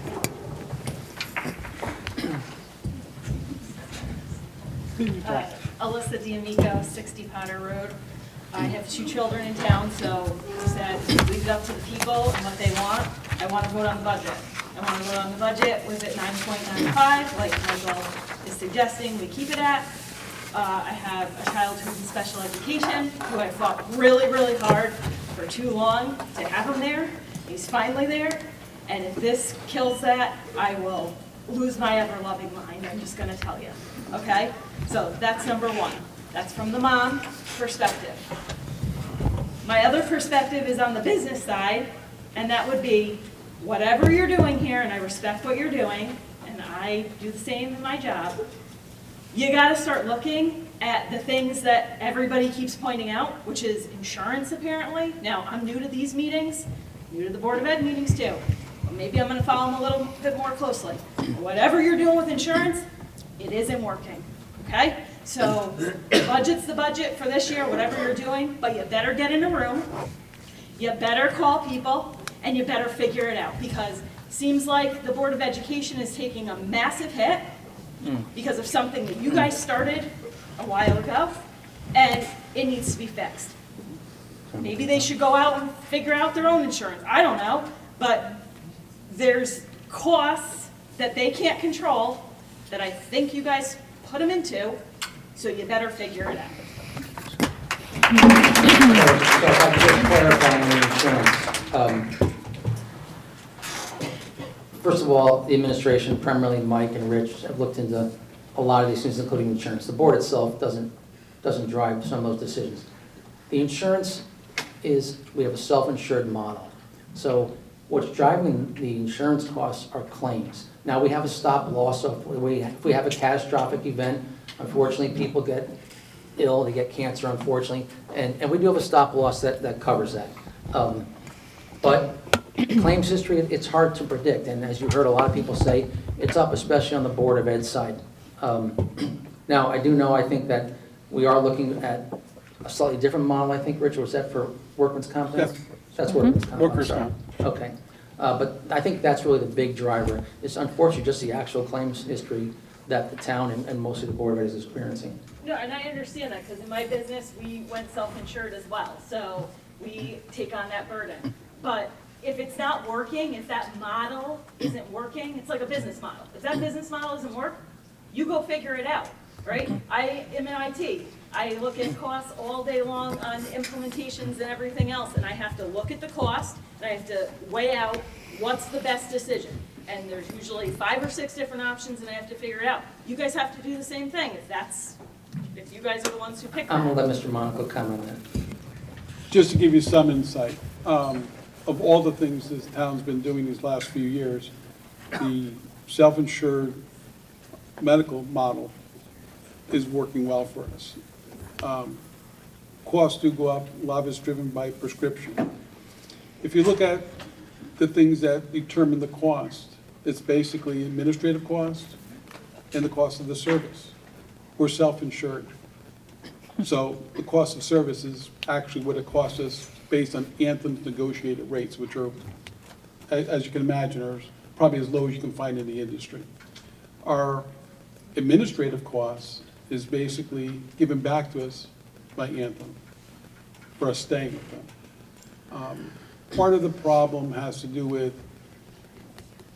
you need to fund and you need to maintain your reserves, and that's what keeps things from happening. The difference would be is if we went to a fully insured model, let's say it goes up or it stays even for this year, but something happened.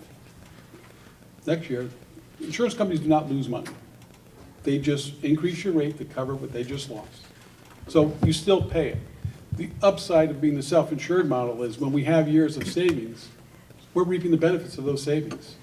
And we're building our reserves, and there was one year that the Board of Ed savings was over $3 million, and they used some of those dollars to help smooth out their budget. But overall, you can't get a better deal than what we have. And the town does carry, as Tim said, we have stop-loss policy, so if anything crazy ever did happen, you know, we have a fixed price we're paying. We're not going beyond that. The Board of Ed, unfortunately, had some really bad years the last 2 years with claims. One of them happened to be my friend as well, with cancer, as who worked for the Board of Ed, or associated with the Board of Ed. The last 3 months, the Board of Ed's claims have been actually really good. And because it's claims history and they look back, it so happens that the 3 months that dropped off were really bad. That's why it generated that almost $1.5 million savings for next year's. What the actuaries are telling you, this is what you can expect. Now, in reality, it may even cost them less. They may be able to put something in reserves, or it may cost them more. But the actuaries are pretty good, because being counters, that's what they do. And the plan the town does have, because we've looked at other plans, and I know the Board of Ed, both the Teachers Association, I believe, looked at plans too. They cost more than what we're doing right now, and we do explore different things whenever we can. Okay, thank you. All right, thank you, Rich. Final call for public comments? Okay. I'm going to suggest to the members that we take 15 or 20 minutes to caucus. Yeah, we can do it in 15, yeah. All right, so I make a motion that we recess up to 9:30 and then reconvene here. Second, please? Second. All in favor? Oh, just a minute, please. All in favor, please. Aye. All right, 9:30, please. All right, thank you. I want to have to call the meeting back to order. We've had a long night. It's 9:30. Meeting started close to 7. We've had a lot of people come up and speak tonight and spoke passionately about education, especially a few other viewpoints. We've had some additional information presented by Nancy. We've had differing viewpoints amongst the members. It only came to light today that the potential savings on the insurance side for the Board of Ed was $1.4 million, and it's only fair to allow the Board of Ed to consider that and rethink and let us and the residents and the people in this room know what that might do to their budget, and I presume would hopefully restore some of the potential cuts that they have in mind. So having said all that, I want to make a motion that we close the meeting and postpone any vote till a later date. I'll second that. We have a second from Lori Jean. Any discussion, please?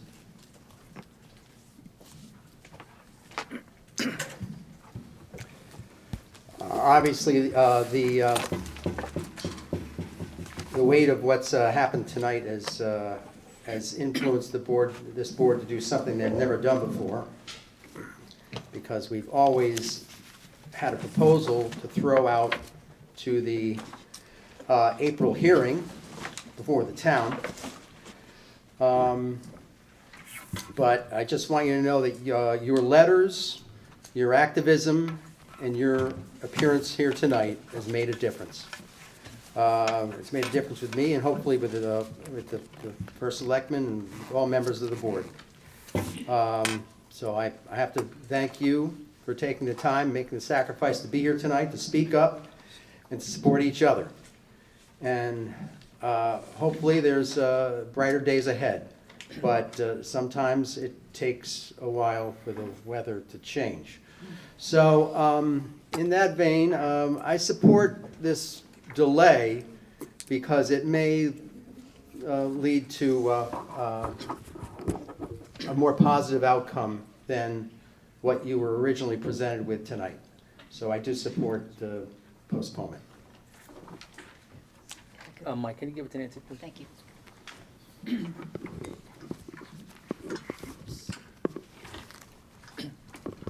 So I agree this has been a very unorthodox March Board of Finance meeting.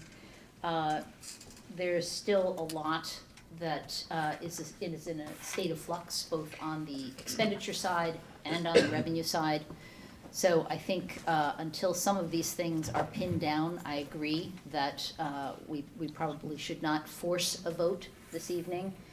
But I would like to insist that we have a special Board of Finance meeting so that we can have something very concrete that is presented ultimately at the public hearing and also made available to the public to actually not only obtain a copy, but to really study it and have the opportunity to be able to ask questions. So that's all. Point of information, Mr. Chairman? Point. One of second, please. information. One second, please, Sally. Yep. All right, go ahead. What impact, if any, will the postponement have on the date of the public hearing, which of course by charter has to be a certain number of days, a minimum prior to the budget town meeting? All right, we're gonna let Mike speak, but Nancy, in answer to her question, it's TBD whether we will reconvene or not. I'll speak with Mr. D'Onofrio, and let's let Mike speak on that point as well. Thank you. Yeah, so we've come up with this decision tonight to allow people to continue to speak. We heard what you were saying. We're not gonna do the vote tonight, we're tabling the vote, but we're still gonna be meeting April 3rd, May 13th, and there'll still be a referendum. So those dates are still gonna be in place. We reserve the right, and we're gonna check this out to see if we need to have a special Board of Finance meeting before April 13th. So that, those 3 dates are still gonna happen. We're not altering that. This decision allows us to not only examine the 1.4 million in lesser, that's in the budget on the insurance, the 1.4 million, go back to the Board of Ed, speak with the Board of Ed, and see what they think about what they can do with the 1.4 million. But it also allows me to determine where we're gonna end up on ECS, because that is still unfolding. I mentioned the conversation I had with the governor. I mentioned the Senate, the meetings I had with the Senate. I was on press conferences in Hartford on this. It buys us a little bit of time to see where the ECS lands. So that's what we're thinking tonight. Thank you. A follow-up point of information, Mr. Chairman. The charter states that 5 days before the April public hearing, there must be made available at the town clerk's office the recommended budget of the Board of Finance. So keep that under advisement. Thank you. Thank you, Sally. All right, call for vote, please, all those. One more question I have for you, if I could ask.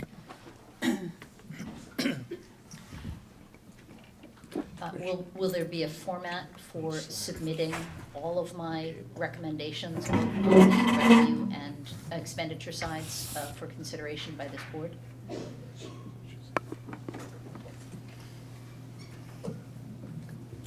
Well, Nancy, you just need to submit them to the finance department, we'll put them on the agenda. For the April meeting? If we have one, yes, that's what you're asking, right?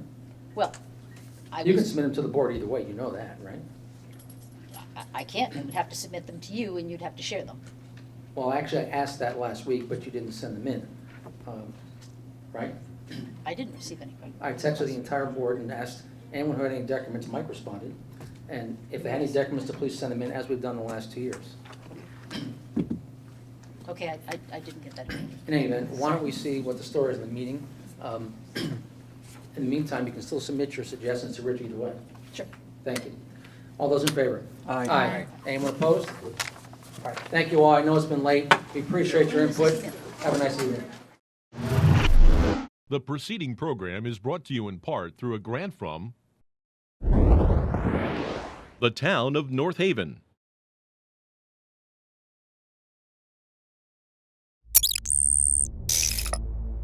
Watch town meetings or other videos on demand at nhtv.com.